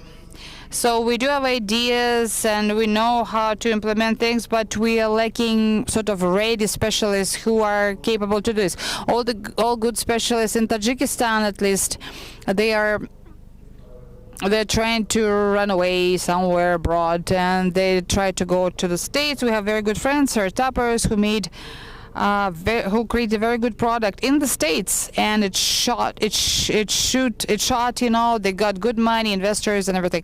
But so we are lacking them here, you know. So we would like to have some patriots and specialists in their sphere. That's what we are lacking.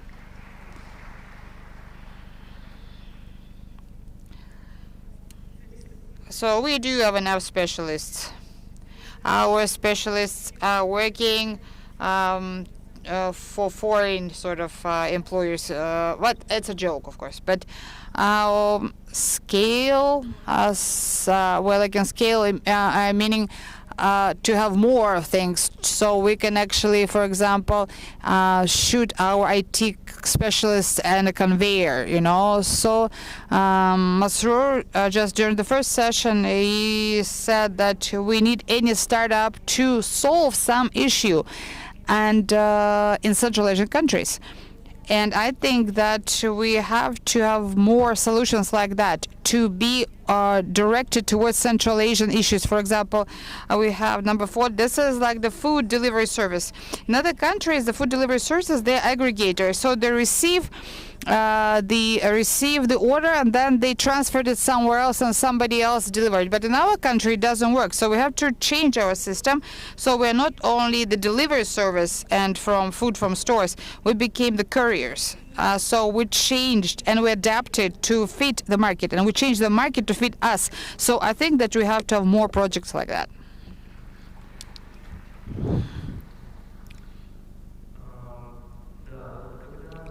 When we talk about markets and startups, there are startups in the sphere of commerce, there are some technological tech startups, but we have to sort of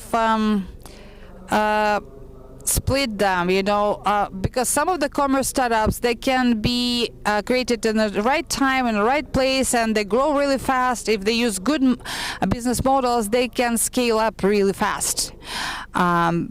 But the question is the following. What should be done for innovative, cutting-edge, innovative things to happen, not just commerce projects, marketplaces, but high scientific, with something with high scientific elements, like complicated technical scientific startups. What should happen? What should happen? I mean, what should be done at our market? That's a good question. Jeffrey mentioned that there should be, for disruptive projects to happen, there should be disruptive intellectual property. So if you have a good basis, you know, and educational institutions like universities and stuff where these ideas are born, then you have to work with scientists or help them. Normally, you know, scientists, they actually do they develop ideas very well, and so my advice just to look, you know, in the sections or segments or industries where you have good experience, like oil and gas, where I'm sure you have great scientists who do a lot of innovations, and just cooperate with them and help these scientists to commercialize their ideas, because disruptive innovations, it's difficult for them to sort of develop, especially in the Asian culture, because I was born in Azerbaijan, and I don't live there for a long time, but I know how it is. So in principle, we were raised to subordinate, you know, so the educational system is like it taught us to not to ask questions, but so people who knew how to be subordinate, they were awarded, you know. But to be disruptive, you have to get out of the box and be a hooligan, be just riot against it. So it can be not intuitive. So that's my personal opinion. So that's your duty to overcome this, to break this box thinking and come up with disruptive solutions. So yeah, it's doable. You can do it. Scientific innovation for startups is a really is a great topic, and I fully support it. I love seeing tech startups that come to us and they say, we're not doing an app or anything. You know, we don't have a food delivery service. We have this technology that we're implementing and giving access to consumers. The one area I'm going to focus on is the concept of the accelerator, because that's my zone. I work for Boomtown Accelerator. We're a startup accelerator program. Accelerators are a combination of educational curriculum program, right? Like a mini university for startups, and a venture capital fund that invests. So we invest in startups, and then we work with them to teach them how to do what they want to do and give them the connections and the resources that they need. Now, for scientific innovation, I think that the role of a startup accelerator is a really great application for scientific startups. And specifically, I mean corporate-sponsored startup accelerators. For example, Boeing, right, and Airbus, and JetBlue all have their own accelerator programs that are focused on the aerospace industry, right? So say you're trying to, say you want to build a drone delivery service, right? You know, maybe go apply to the Boeing accelerator program, and both go through an accelerator program but have direct access to Boeing's resources, right? Have access to Everett Field and see what they're working on there and how they do things, see how they're manufacturing aircraft. I think that can be an incredible kickstart for an aerospace startup or scientific startup. Go look at Ball Aerospace and see if they have an accelerator program. Thank you.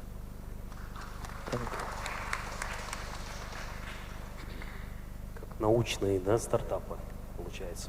So the question about scientific startups. From my point of view, I think so highly technological, like let's put it this way, like cutting edge technological startups where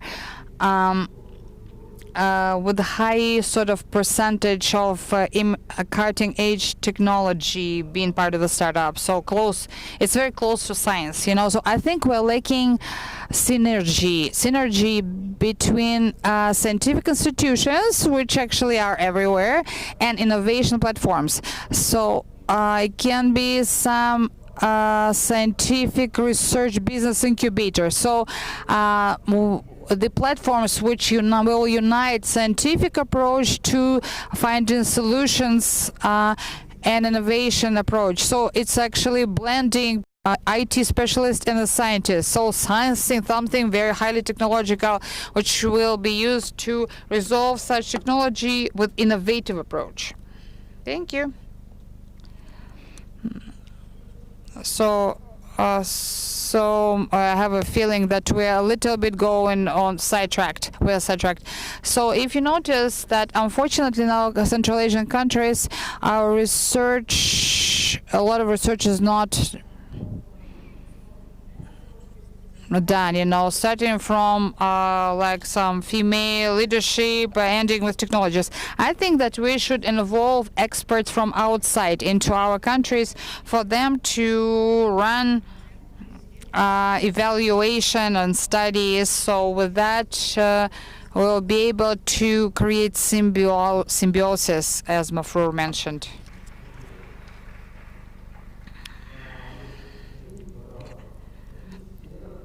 In which spheres do you think we might have some globally successful startups? So your opinion, some niches where you think we could have globally successful startups. It's difficult to comment because I don't really know local requirements and local environment. I think the healthcare, I didn't see any country where innovations in the sphere of healthcare are not needed. And if you look at new technologies and artificial intellect, delivery of medical support in the remote areas where there are no specialists, medical specialists, improvement of healthcare system, looking at all the data on healthcare system, how they can be improved, how to prolong the life expectancy. and combating like serious illnesses like the cancer and so on. I haven't seen any country where there's this problems don't exist. Then next is oil and gas, artificial intellect, new technologies which allow to improve the profit or increase the profit. And in my presentation I will talk about it. Education, all spheres, all the business processes will change. Everything will be highly personalized, and you're living in such a country where everything what is frustrating to you, that creates one incredible opportunity. For example, if you walk and say, oh well, education is so bad, oh I am online and there is no bus, no public transport, and I can't get there or there, so you have to twist all of this, and you should see opportunity to create a startup to fix this problem. So every time, wherever it is, starting from making an appointment or looking for something to buy or something to be delivered, I think that since country is developing so fast, so you are sitting on this sort of pile of opportunities, and it can be any sector. And like all of us had said, we should not expect for the state support or government support, but understand what's needed and start doing things.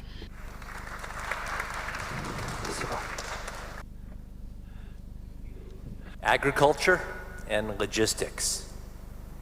Agriculture is important on a global scale for humanity, and feeding everyone with high quality food has been something that it remains important and is getting harder. I think that we're at an inflection point with the state of sensors and networking technology, as well as climate modeling and crop yield modeling, that there's opportunity to be able to vastly improve the quality and variety and location of crops that we're able to grow in a sustainable manner. Secondly, logistics is becoming hugely important. Now that I have my Amazon Prime 2-day delivery, I get angsty when it's not there by 8 p.m. on the second day. And I'm beginning to want things, the next day. Amazon has launched that next day delivery. And I think that, drone technology and shipping, network optimizing technology is starting to get good enough that we can start to really think about how to get everything everywhere. Additionally, and this is not quite as glamorous as drones, but just warehouse technology, the ability to store and sort goods in warehouses and to be able to edge locate warehouses. So instead of have one massive warehouse of goods, just in the outskirts of Almaty, have micro warehouses all over the city. Every other block, there's a small office of just the goods that are predicted to be needed in 3 hours by the local residents. I think there's so many cool opportunities there. Thank you.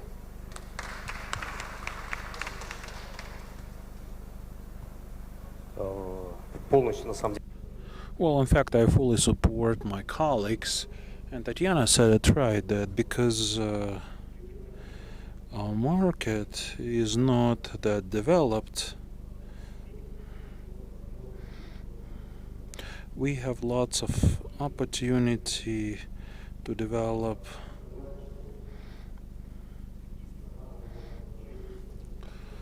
what kind of standards can we use globally. Those startups are the ones that we have.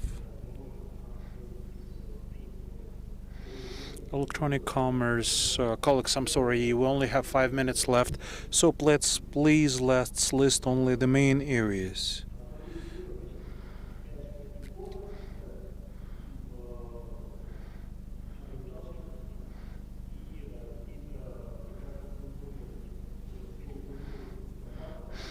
In the area of culture, because we have the very rich cultures, like the main three: electronic commerce, logistics as separate areas, and tourism. Okay. And the last question, colleague Slok. The topic of our today's meeting is how to make innovations in Central Asia global in their nature. Would you mind telling us like 3 key points, 3 bullet points, just 3? How can we make these innovations of Central Asia global? Briefly, precisely, please. То, что было сказано, может быть, надо начать с фокус на ваш рынок, рынок большой, на все азиатские страны, и потом идти global, один аспект. Второй аспект, не стесняйтесь просить помощи.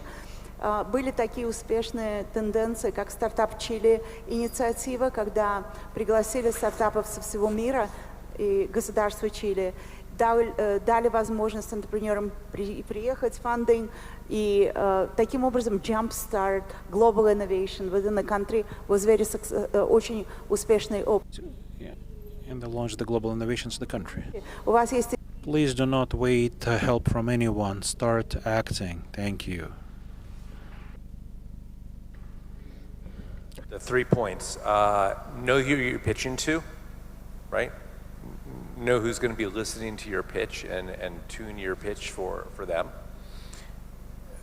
Use corporate accelerators and use corporations for scientific innovation. I think that's a really interesting pathway that we're beginning to explore.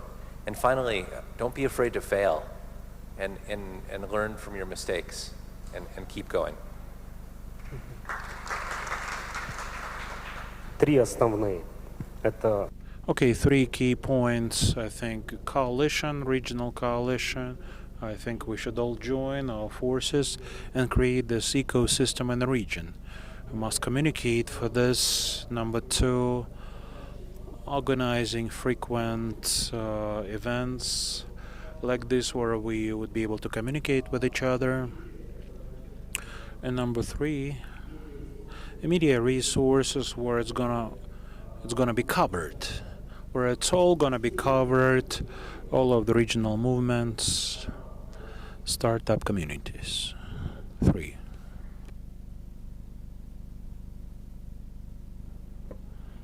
I think number 1 is all of our countries are young and beautiful, and it will probably take some time. So time is number 1, number 2 is community, and number 3 education. Okay, thank you. Thank you. If we have any time left, do we have any time left? No, it's over. Colleagues, thank you very much. It's been very learning to hear so many interesting opinions.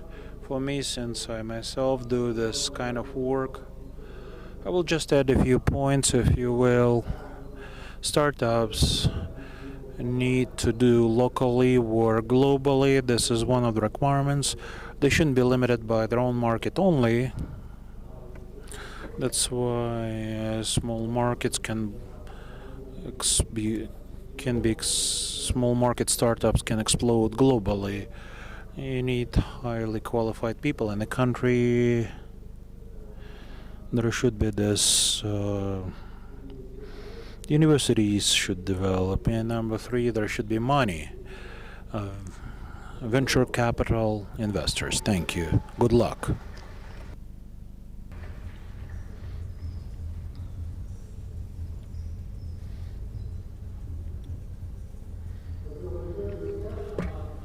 Friends, thank you very much. Now I would like to continue with our working session. Just would like to remind you that we've got a few more platforms working, such as a round room workshop on the first floor. On the second floor, the open scene where they're demonstrating this video and food court for those who feel hungry. Also, many thanks. To say a huge thank you to EZS Event Agency. They're the main organizers of this event, so thank you so much.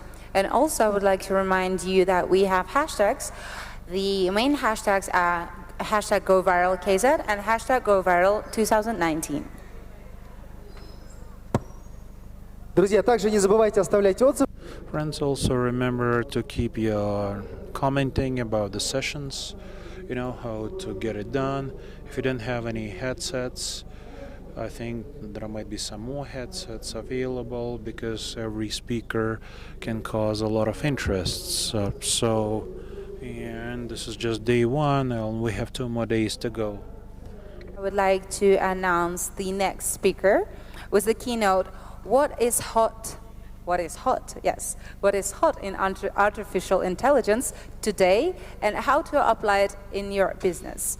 So, the next speaker is the seasoned entrepreneur, thinker, leader, mentor, advisor, and investor. Key speaking in 2018 Artificial Intelligence in Healthcare Conference, Harvard, Chatbots, Big Data in Healthcare, HIMSS NorCal Innovations Conference, Silicon Valley, Blockchain in Healthcare, DC Artificial Intelligence, Big Data Analytics in Healthcare, World Health Congress, DC Blockchain in Healthcare, Healthcare Innovation Talk Show, Innovations in Healthcare, Alzheimer's Global Conference in Chicago. Ну, я думаю, что многие уже с нашим следующим спикером успели познакомиться с... I think many of us already met our keynote speakers. I'd like to invite the entrepreneur, thinker, leader, mentor, advisor, and investor to your applause. Tatiana, are you ready? Поаплодируйте, пожалуйста.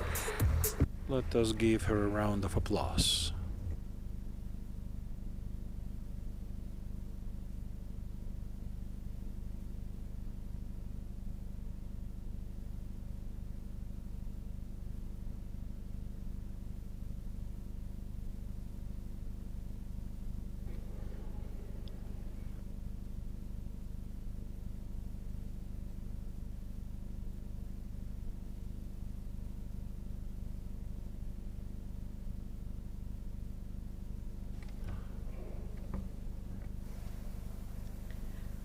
Hello again. I'm glad to be here today. I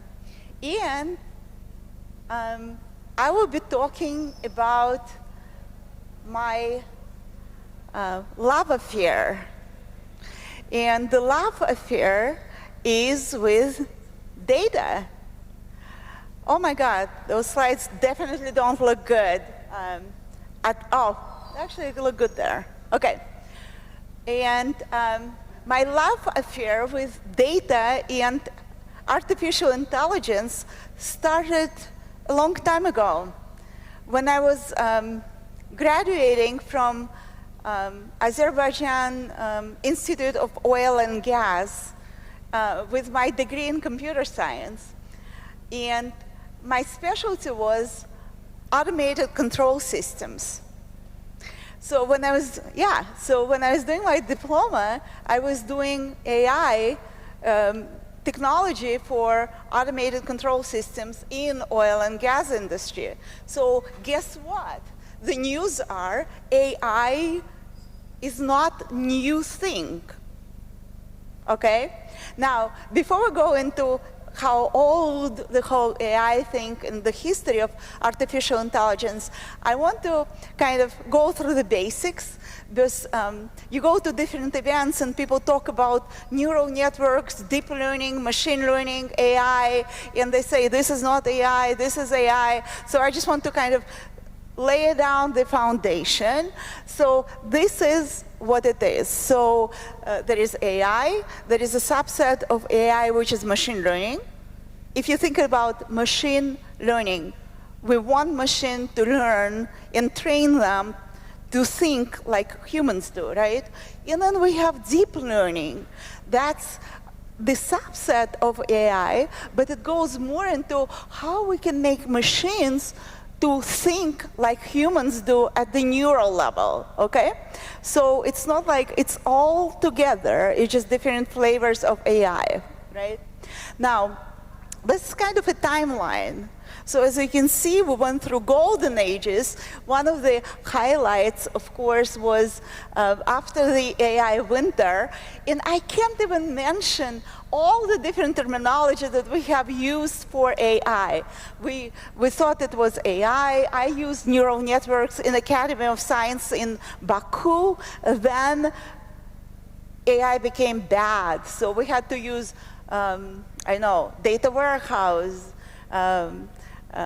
decision support system. So we used all kinds of terminology, but not AI, because AI became like real bad terminology to use. Then there was this event in '97 where Deep Blue won a chess game. And I grew up as a professional chess player. So that was, oh my God, is this the end of the chess game? No, it wasn't the end. Chess is popular, and actually popularity is going, but it was a major milestone. And then 2017, very complex game Go was won by a machine. Now, so what is different now? Why suddenly AI became a thing? So there are three ingredients that actually enabled and I believe created unstoppable environment for AI to penetrate and expand into every single aspect of our life. It's profound. It will not go back. And if you don't understand how AI will impact where you eat, how you shop, how anything done in any industry, in any business process, most likely you will be replaced by AI. So what happened is we have correlation of major things, such as we have tons of data that we actually create, that comes from devices, that comes from social media, from everywhere else. We have now extremely inexpensive large capacity data storage areas, and we became real good at developing highly sophisticated algorithms. Nirvana, finally, AI is AI. I was doing AI startup quite a few years ago, and I removed AI from every single slide because it was so bad to use it. Now, if you don't have AI in your startup, don't even go and ask for money. It's given. It has to be AI. Right? What I want to do now, I kind of said that there are like transformational things that's happening within AI. So here's a fun way to show you a couple of use cases where the first one will be, as you know, you probably know, Amazon recently opened new store, physical store. We're all going online, we think that retail is dead. Suddenly, Amazon is opening real retail store. Now, the store is very different because you walk into the store, I'll better play the video. 4 years ago, we started to wonder, what would shopping look like if you could walk into a store, grab what you want, and just go? What if we could weave the most advanced machine learning, computer vision, and AI into the very fabric of a store so you never have to wait in line?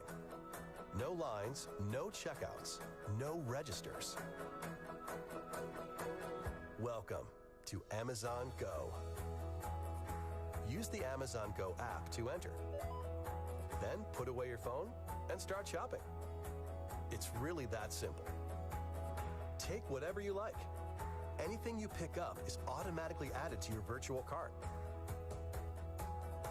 If you change your mind about that cupcake, just put it back. Our technology will update your virtual cart automatically. So, how does it work? We used computer vision, deep learning algorithms, and sensor fusion, much like you'd find in self-driving cars. We call it Just Walk Out technology. Once you've got everything you want, you can just go. When you leave, our Just Walk Out technology adds up your virtual cart and charges your Amazon account. Your receipt is sent straight to the app, and you can keep going. Amazon Go. No lines, no checkout. No, seriously.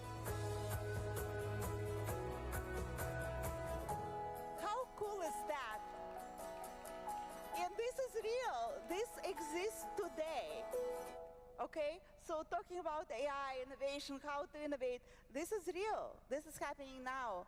It's transformational. You walk in, you grab what you want, and you go. Look at this one.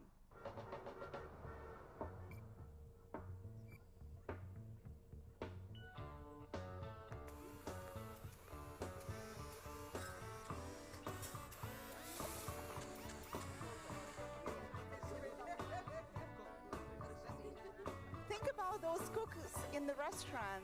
This is a robot that completely can cook anything. So,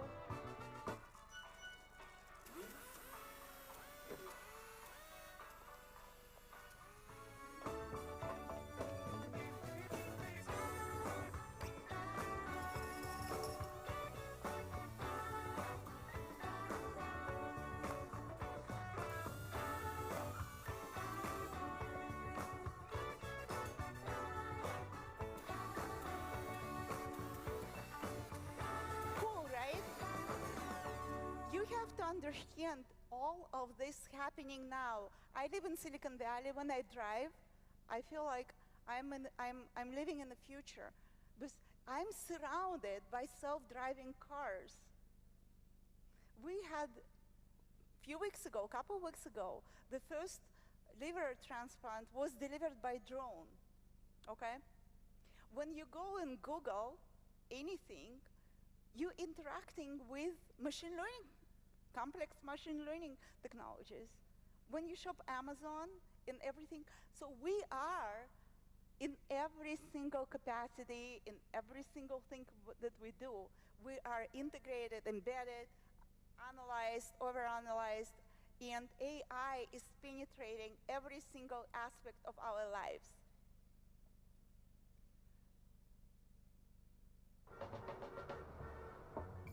Okay. Now, what I want to do now is to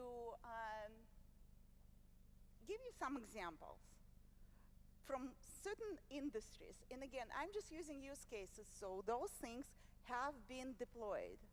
So we're not talking about some kind of future thing. Look at the Shell. One of the things they've done, they said, okay, can we use computer vision and AI to look at the gas station and see if there are some dangerous behaviors that can result in explosion and everything else. So they've deployed it. They deployed AI for public electric car chargers just to estimate the demand. There is a lot of advances, and they've done it with analyzing all kinds of data sets to enable advanced drilling. If you look at financial services, you guys don't know, but when you post pictures online on Instagram when you're doing skydiving or advanced skiing in some kind of mountains, next time you apply for life insurance, you might not get it, or your rates will be too high. Because everything that you do now gets analyzed and mined and learned about your behaviors. So anything, so right now there are algorithms that looking at everything you do in social media, and they accurately predict your risk score, meaning they can tell financial service companies if you guys potentially will pay back your loan. So next time you'll hear, no, we're not giving you a loan. It could be that there is something, not just you, your family, your friends, your neighbors. That's the world we live in, right? And again, of course, there are obvious use cases where it's automated trading, and there are a lot of stuff done on the fraud detection and so on in the financial service industries. If we're looking at healthcare, and that area of interest to me, and that actually brings me to the point we talked about startups and how and what and why. So I started my company because I love data. But the main reason was that at some point of my time, I got diagnosed with cancer. And it was like real, real bad. So basically, you start planning your funeral. And I went through that stage. And then when I kind of decided, well, maybe I'll get a chance to leave, I start asking questions. One of those questions was, why me, right? Like, you know, I exercise, I eat well, I don't like smoke, I don't do any crazy things. Why suddenly I got cancer, right? And the answer was, we don't know. You're just not lucky. And then you kind of like, okay, that doesn't work for me. So I start mapping data because I like data. And I said, well, can we look at all the data sets that can impact causation, treatment, outcome of chronic diseases, such as cancer? And that includes everything, genomics, socioeconomics, environmental, along with family history, all of those things. So I mapped up everything. And that's how I started my company. And I said, well, if people really believe in the goal, in the reason they're doing things, they're unstoppable, right? Okay, so in healthcare, fascinating things are happening because of the AI. If you look at radiology, algorithm right now, looking at X-rays, predict lung cancer much more accurately than radiologists, right? If you look at diagnostic, chatbots, all the pathways, everything gets so empowered by AI. At every single aspect of healthcare gets impacted. So in healthcare, what the famous question is, well, what do you think? Will physicians be replaced by AI? And the answer is that no, physicians will not be replaced by AI, but physicians who don't understand and use AI will be replaced. Well, guess what? That's a true statement for any industry. So whatever you do, you have to understand that if you don't understand how AI can be used and will be used in your industry, the likelihood that you will be replaced by AI is super high. Bad news, good news, right? What I want to do now is to give you some of the examples of algorithms that my company has built. So those are deployed stuff. Health insurance fraud, right? So I don't know about health insurance in Asia, in the country, but there are a lot of stuff that potentially is happening on health insurance side where we had to come up with the ways to identify potential fraudulent behavior, and that includes, you know, all kind of networking effect and everything else. So very powerful, and it's important to identify those fraudulent things because it impacts the cost of care at the end of the day. Medical text analysis. So we train neural network and we mapped vocabulary, and it's to come up with ways of translating different terminology from one to another one. Computer vision. This is an interesting one because we talk a lot about big data, and we need to have all those huge data sets to develop advanced algorithms. For this one, we found very small open source data set of 25,000 images, right? And we were able to build very accurate algorithm that enables people to take a picture of the rash.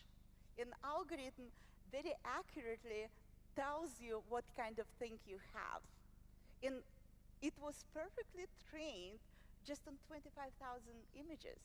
And it was public library, publicly available data set. Chatbots. It's amazing what you can do with chatbot.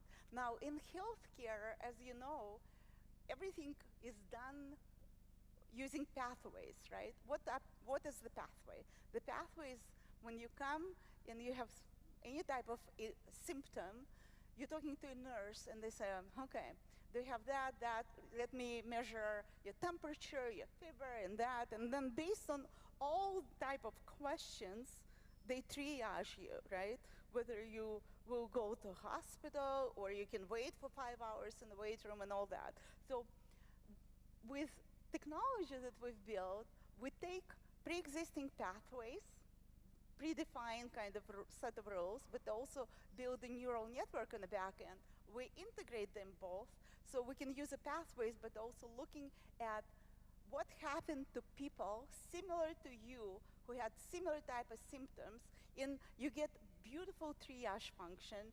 We build chatbot for medication adherence in all kind of chatbots. Now, in healthcare, just FYI, usually what you want to build is multi-channel communications, right? Because we truly believe that patients should be able to, do chatbot. If they don't like that interaction, to escalate to a phone call or to the visit.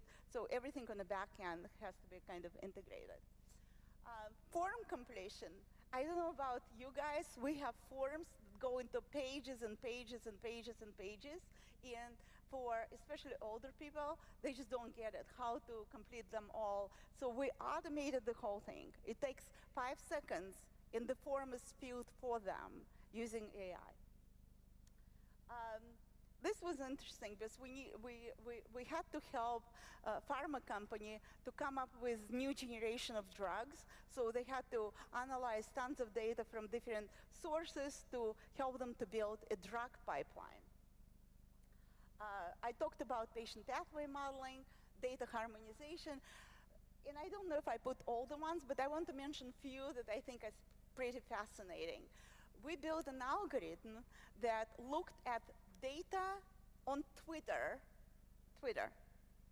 and we found the drug interaction that pharma company didn't know about, okay? So think about it, looking at the Twitter data to find dangerous drug interaction that pharma company even didn't know about.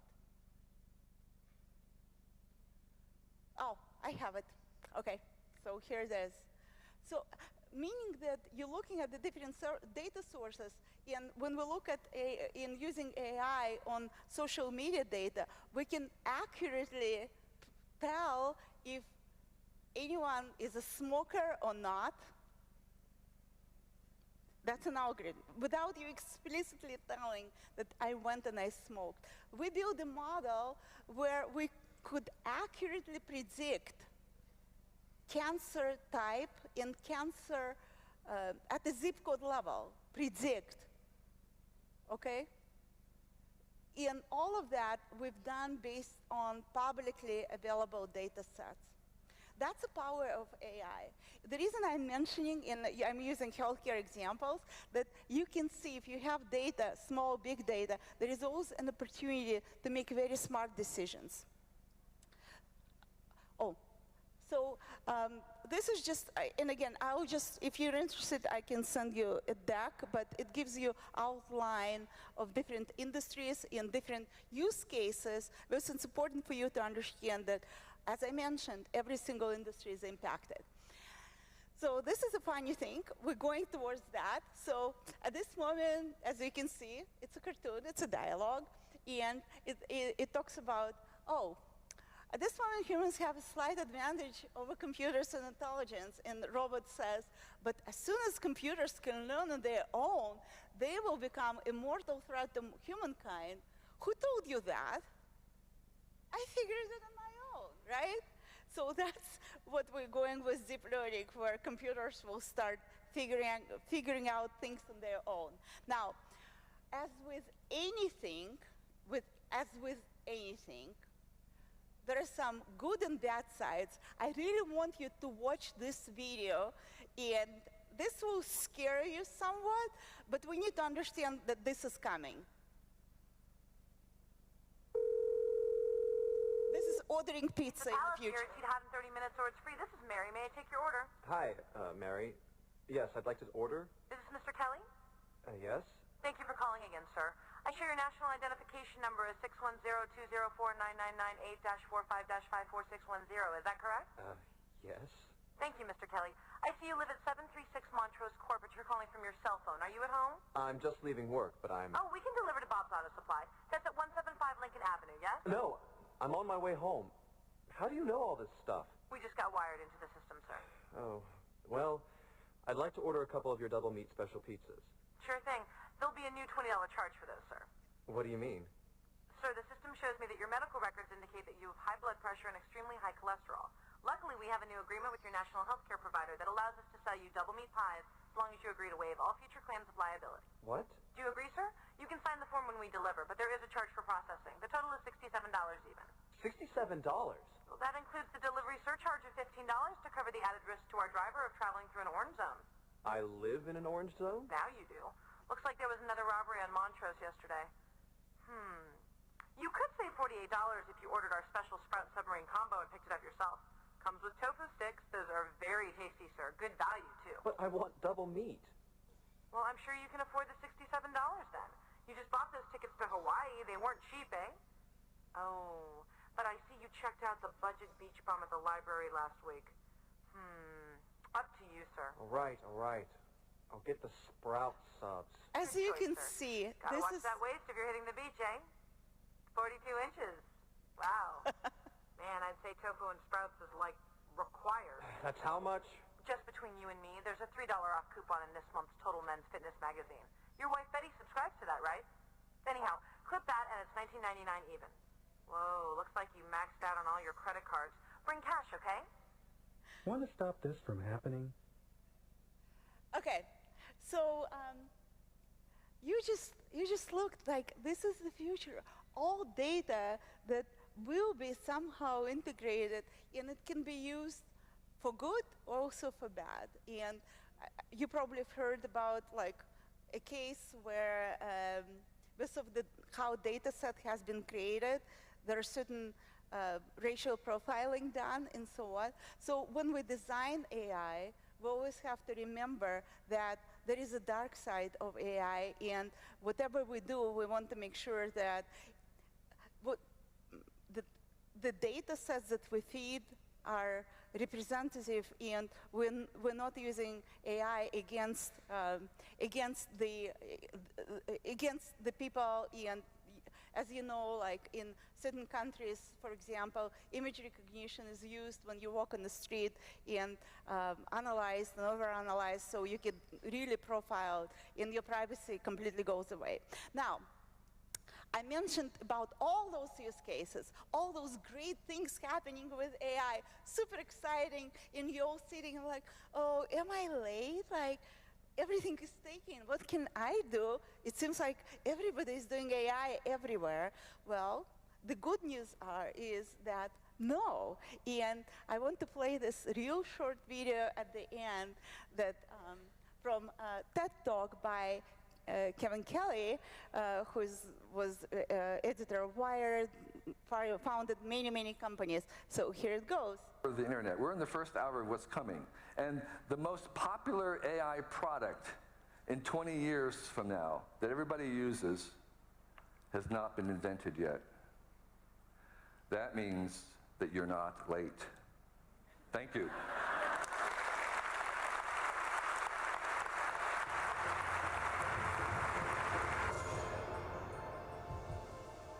So here's my call to action.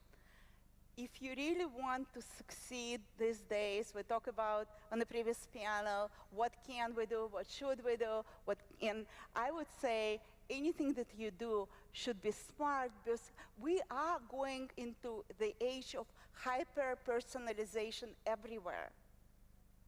I was arguing with one of the retail stores close to my house that was sending me daily emails, and the title of email was shopping, I don't want to name the brand, for you. And I kept telling them there is nothing in that email that knows anything about me, though I shop in your store every single day for the last 10 years. The store is a mile away. You should know everything.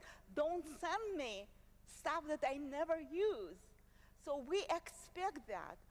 We expect hyper-personalization everywhere. We expect when we ask Siri, what is the weather, that it knows where we are and knows what we're asking about today's weather, and it'll tell you. That's expectations everywhere.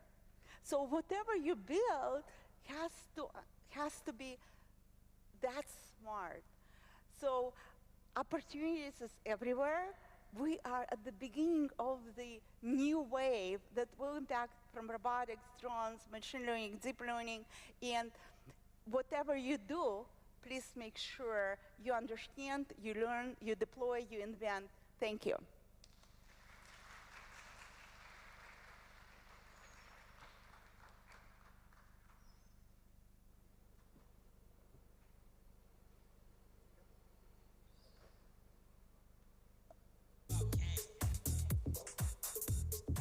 Thank you very much.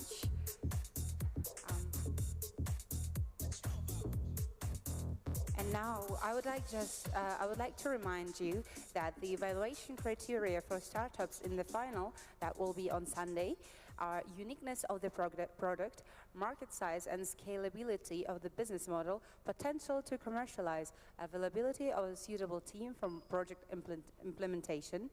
Also, the finalists of the contest at the festival receive 3 minutes to present their project plus 3 minutes for questions and answers. Personal interaction with investors and funds.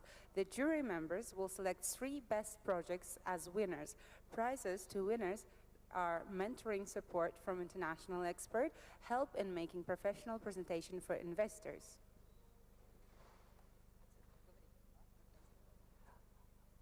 Критерии оценки стартапов в финале.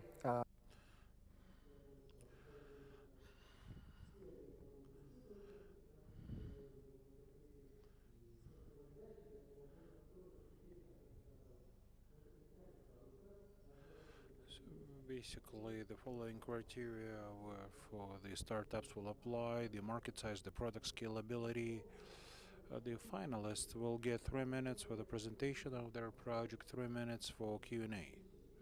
Personal meetings with investors, funds, the members of the jury will select 3 winners. Now I would like to ask you not to leave yet, because the next speaker. New approach to music composition. На самом деле сейчас очень интересный у нас. I think we're going to have some very interesting speakers, so please take your seats. Jonathan Scales will tell more about him, one of the most innovative players who is playing the steel drum. He is rethinking and challenges the traditional expectations from the steel. The music range is often associated with the tropical cruises. It extends to the maximum extents, imitating some other instruments like marimba, piano, and others. This is a very unique technique.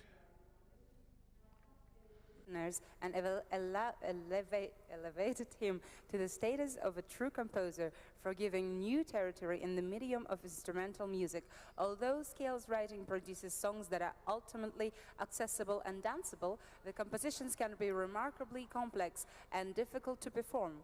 As a result, the power trio, famously named Jonathan Scales Orchestra, has always had a fluid lineup, top-notch musicians, and even included an all-star version with bassist Mona Neon, drummer Robert Spot Seawright, and percussionist Weedy Bremer, as well as a number of other talented marquee value players. So, without further ado, we would like to invite to the stage Jonathan Scales. Давайте погромче поаплодируем, потому что у нас сразу будет и... Let us give them a round of applause, because we'll have the musical performance too.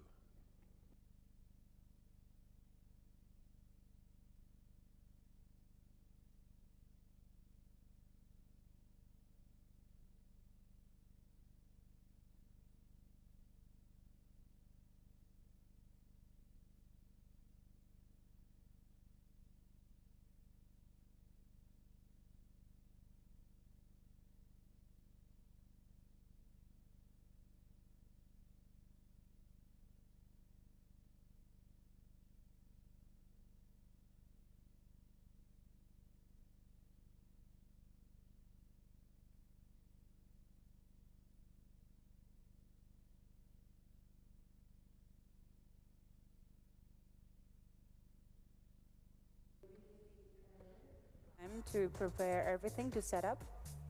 Небольшие приготовления, я думаю, что это Need some time to get prepared yet. I think it's worth it. I think we're going to have some pretty interesting performance, which you will actually be able to evaluate and leave your comments. Thank you.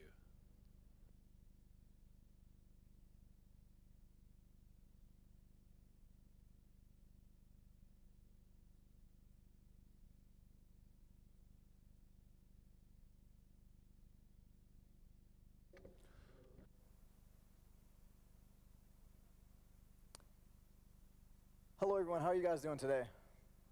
You doing okay? Okay, so I did have a plan to start speaking first, but actually, if you don't mind, I want to play a little bit first. I didn't plan this, but I want to play a little bit. I feel like we need to do that for a second.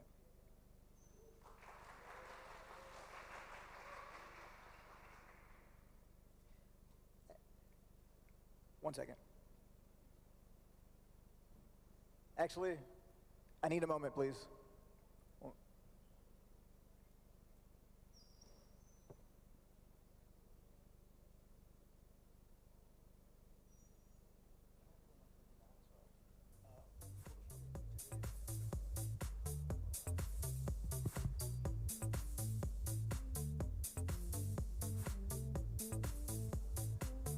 Друзья, мы напоминаем, что это всего первый. Dear friends, I would like to remind you this is day one of our workshop, our festival. You can learn about this at our website. I think tomorrow will be as interesting and as intense as today.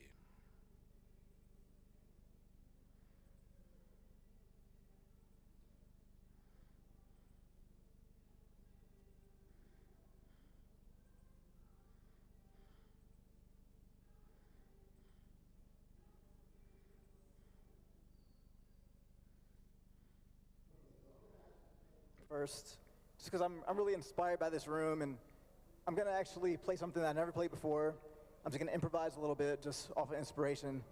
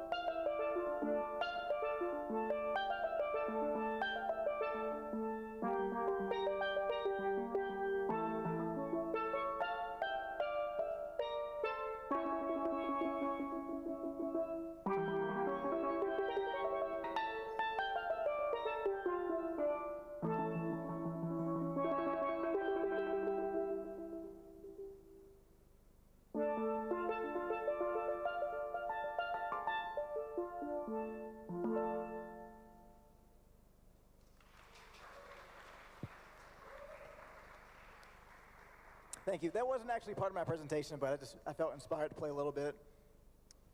So today I'm supposed to talk about my approaches to music composition, and I will.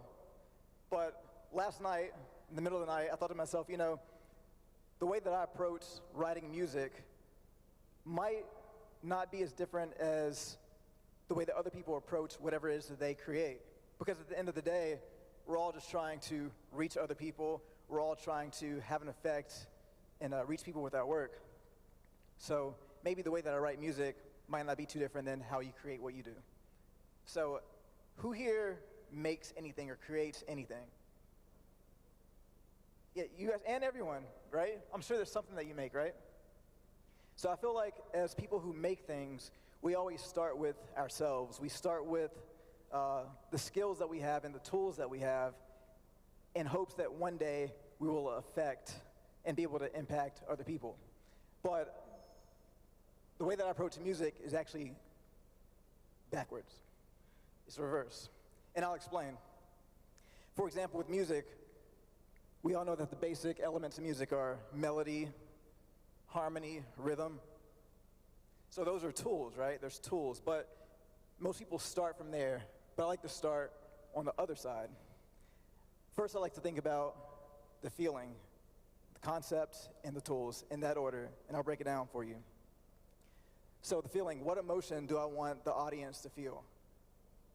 What am I trying to convey? What do I want people to experience from my work? And remember, I'm talking about music, but you can apply this to whatever it is you do. Then I think about the concept. What ideas are associated with that can maybe give me a little bit of inspiration in order to affect how someone feels with my art. And then lastly are the tools. Most people start with the tools, but I like to use the tools at the end. So with the tools is like, what methods and techniques with my art can I use in order to bring a concept to life, in order to affect how someone feels? You guys follow me on this? Okay. So when I first graduated from college studying music composition, I moved to North Carolina, the mountains of North Carolina, and I was in my starving artist phase. You guys know what that means? So I was in that phase where I was spending all of my money, all of my efforts on my art. So I wasn't making very much money at all. I was just so in love with my instrument and my creativity that I wasn't working, and I just wanted to focus all my effort on what I was creating. And you know, that was good for making music, but it was not very good for my bank account. So during that time, I had a lot of struggles and issues, and I wanted to write a piece that would maybe help my future audiences feel what I was feeling at that time. So, feeling, I wanted the audience to feel the uncertainty and the stress level and things like that I had pursuing a career in music at that time. I want the audience to be able to feel the struggle. I want the audience to be able to feel the wishful thinking that I had and the hope to one day have a future career in music. So that's the feeling. I started with the feeling first, right? As opposed to the tools. So then I think about the concepts. I thought about the concepts of going in circles and feeling lost and all those emotions that I felt inside, right? Because how can I make someone else feel something if I don't articulate how I feel first myself? And just the unpredictability of having this type of career in the arts. So then we get down to the boring tools, right? Sometimes the tools are the boring part. We all enjoy what the tools make, but the tools are the boring part. So I use a tool called minimalism on this, which is a compositional technique that is really based upon repeated rhythms and very subtle changes. And also, on this particular piece, I created 5 little patterns that I'll play for you now. Okay, I wish I had a stand right now, but it's going to be okay. So I created 5 little patterns.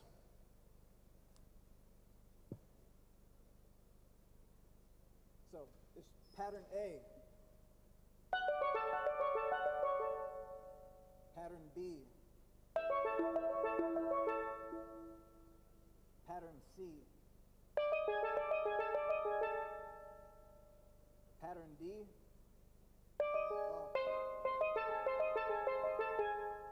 and then pattern E.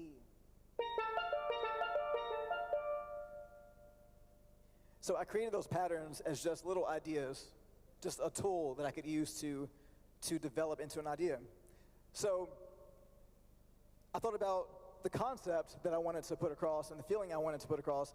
So I took those patterns and then I made this other tool, this formula that looks really crazy. This looks nothing like music, but this is what's going on in my head.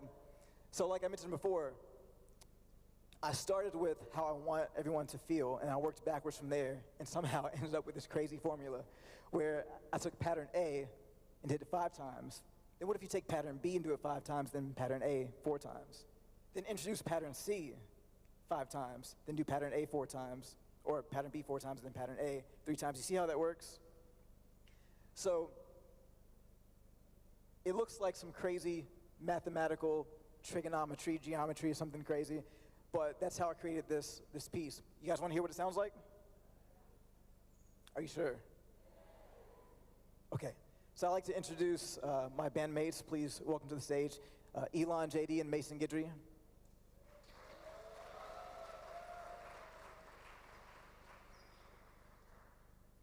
So this is my band. We're called Jonathan Scales Forkestra, and people always wonder why we call it the Forkestra if there's 3 of us. It's a long story. We're not talking about that today. We're talking about music composition. Okay, so this part that we're going to play today, this is just one part of the piece. There's more to this piece of music, but we're only going to play this part of the music.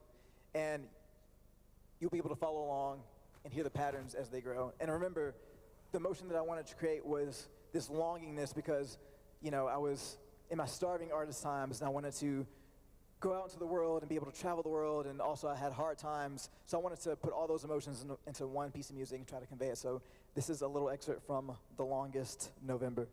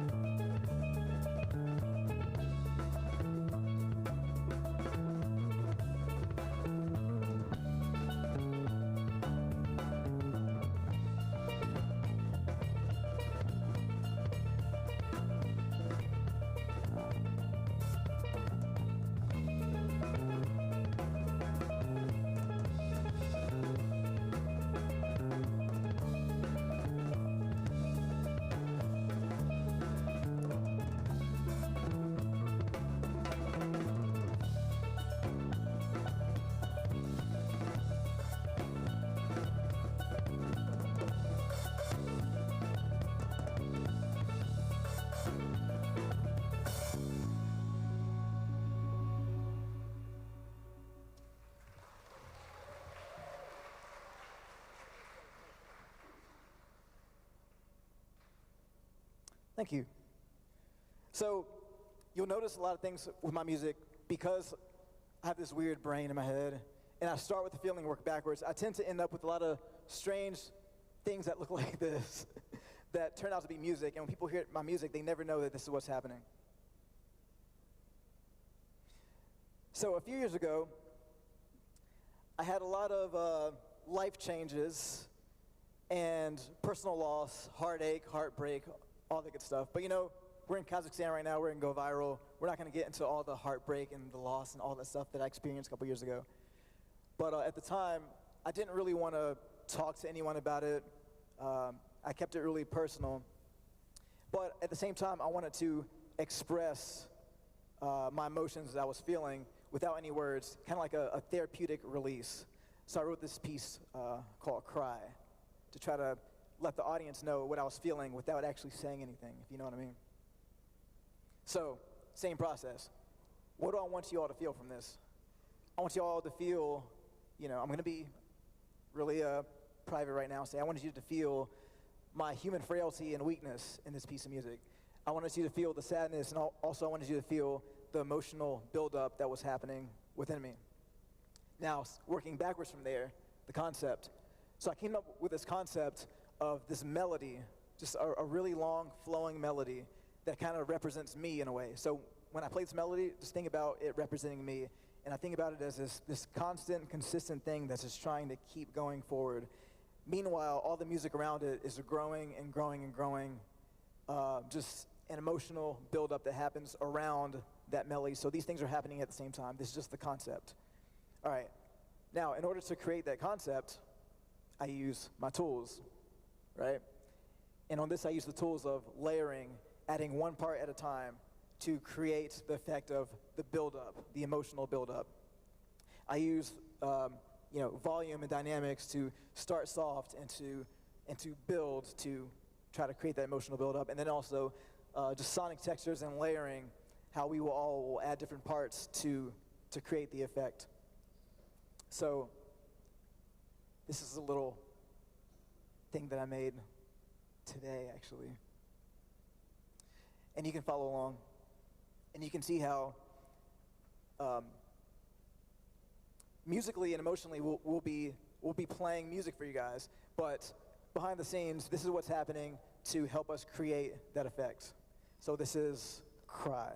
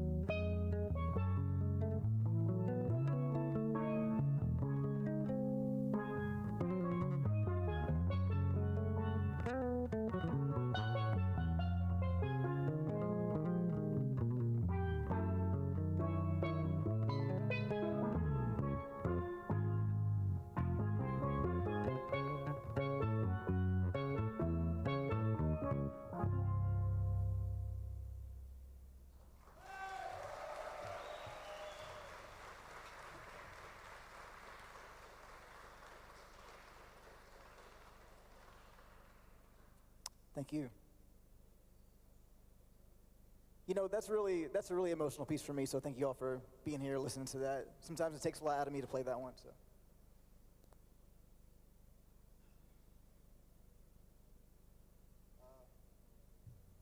It's not working anymore.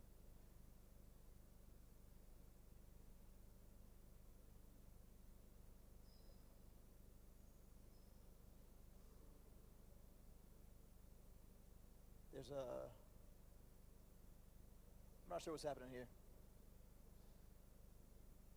Okay, well, anyway. So the next thing we're going to do is one that I was inspired by because I used to want to write music for movies, actually. Not sure why it's not working. There's some missing slides. But I used to want to write music for movies.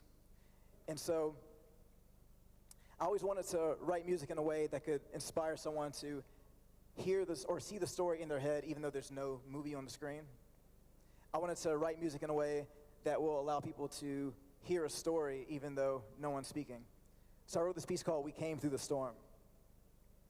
And the feeling that I wanted to have come across was I really wanted to paint a picture of a storm happening, whatever kind of storm you imagine. So I wanted to give the feeling of the danger and the anxiety and just everything that is like to go through any kind of storm. So then I came up with concepts. So I thought the concepts of the unpredictability and just the idea of just the way that the winds move and the way that storms move. So the tools I use on this one are actually quite interesting. I actually use musical tools to correlate with parts of the storm. So I use the tempo and the speed to represent the wind. I use the harmony and the melody to represent the dark clouds. And then I use the rhythm and the meter to represent the path of the storm. So right now we're going to play a little excerpt. And like I mentioned, this is one part of the piece. There's more parts of the piece, but this is one part that represents the actual storm.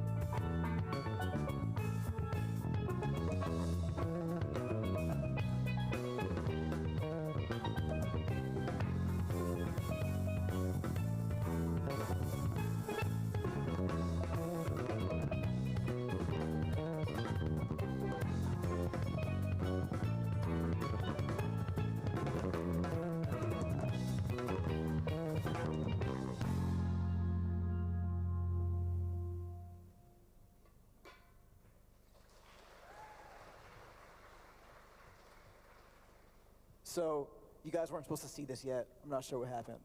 This is the secret. This is the secret tricks. So in that piece of music, I wanted to kind of paint a picture of a storm, whether it's tornado, hurricane, typhoon, anything. And when you think about a storm and you think about how it's unpredictable, I wanted to write it in a way that I wasn't putting my own influence on it, you know, because if I'm in a storm, I can't control the storm. So if I'm writing a piece about a storm, why would I control the meter? So what I did is actually went to google.com. Not sure what happened there. But I went to google.com and I went to a random number generator. And with the random number generator, it's getting crazy. So with the random number generator, I used that and I set my parameters in order to create the meter. And if you're not sure what the meter is normally when you listen to music and you count 1, 2, 3, 4, 1, 2, 3, 4, or 1, 2, 3, 1, 2, 3, 1, 2, 3. That's the meter. So I use a random number generator to create these numbers. So we're going to play that last part again. They're going to play it, and then I'll count that so you can hear how the random number generator helps me to create the feeling and the motion on this piece of music.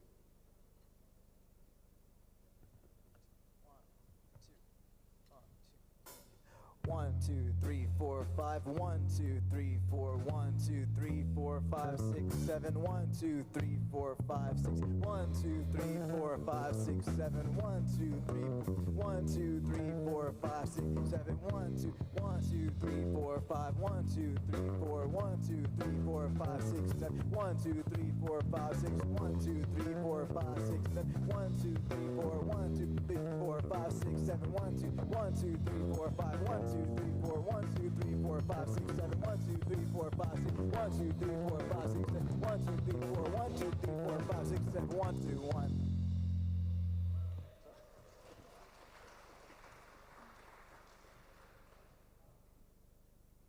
Thank you.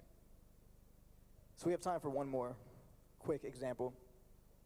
If you've noticed, I tend to use the numbers as a tool a lot of times. And the way I think about it actually is just as if you're cooking food, the end result is someone who enjoys the meal, but at some point the cook has to actually measure ingredients with numbers in order to make the food taste how it tastes. So I think about that with music. And right now, you've seen us use numbers to make an emotional response, like an emotional build. You've seen us use numbers to replicate a storm. And now on this one, we're actually going to use numbers just for fun. No emotional thing behind it. This is just going to be fun. And pay attention because you guys are going to count this one.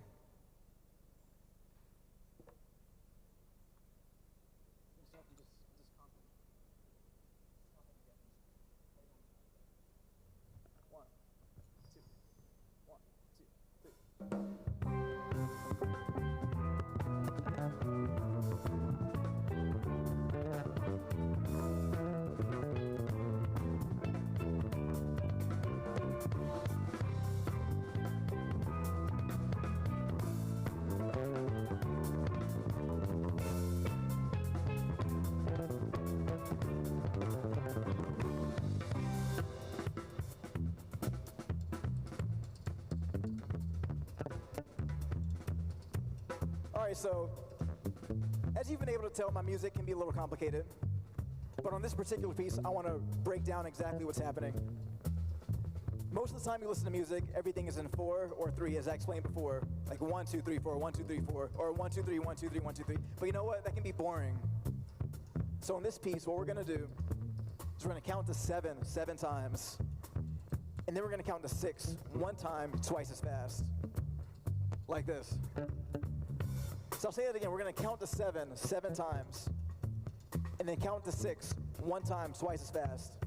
Pay attention because we're going to do this together. I'll do it first.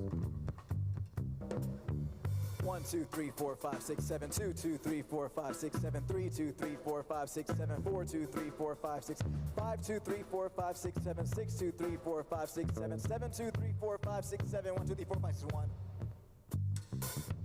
Okay? You guys understand that? So as I've been traveling around the world, I've noticed something. I noticed in Germany, I noticed in Japan, I noticed all across the United States, the Caribbean, there's a lot of differences amongst us with race, religion, orientation, political affiliation, anything out there to divide the people. There's all kinds of things dividing people. So I've been going around the world for years and years, every night, trying to unite the world by getting everyone to count to 7 times, and then counting to 6 one time, twice as fast. Can we do that? Because we've done this all over the world, and I want to do it in Kazakhstan, okay? So let's try this all together. Here we go. 1, 2, 3, 4, 5, 6, 7, 2, 2, 3, 4, 5, 6, 7, 3, 2, 3, 4, 5, 6, 7, 4, 2, 3, 4, 5, 6, 5, 2, 3, 4, 5, 6, 7, 6, 2, 3, 4, 5, 6, 7, 7, 2, 3, 4, 5, 6, 7, 1, 2, 3, 4, 5, 6, 1. That was pretty good. But remember, we're trying to save the world here. We're saving the world through these numbers. So you have to do it loud and proud, okay? One more time with everything you have. 1, 2, 3, 4, 5, 6, 7, 2, 2, 3, 4. 4, 2, 3, 4, 5, 2, 3, 4, 5, 6, 7, 6, 2, 3, 4, 5, 6, 7, 2, 3, 4, 5, 6, 7, 1, 2, 3, 4, 5, 6, 1. Okay, we're gonna do it one more time, and it's gonna be just you guys by yourself. I think you're ready. Here we go. 1. We're gonna end it.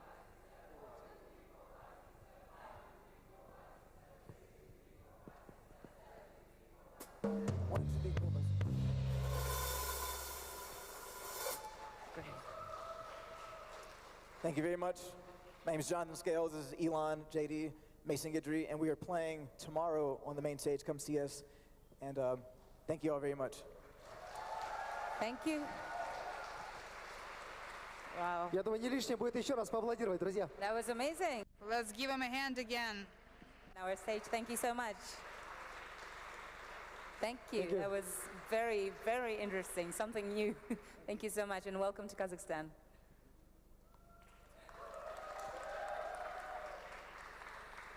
Ну что ж, друзья, на этом наша официальная часть. With that, we are done with our official program for today. Tomorrow, we will see each other again. It will be again very fruitful, interesting day. Has come to an end, but we do not finish the first day of the festival yet. For the whole evening at the open air stage is working for you. Right now, the reading of the play What's Up 5B by Aynur Karim is taking place there. After that, you will find a musical performance of singer Aygul and DJ Max Meltzer, which will complete the evening. Завтра нас ожидают не менее интересные спикеры. Tomorrow we will have interested speakers again, so we invite you from morning till night. There will be entrepreneurship lessons, searching truth. It's for media and the panel sessions, very interesting, and you will be able to participate in them and evaluate them. I think we are expecting you tomorrow, and we're gonna have fun, lots of fun. Thank you. Рахмет, бүгінге осы. Ертеңге дейін. Кездескенше. До свидания.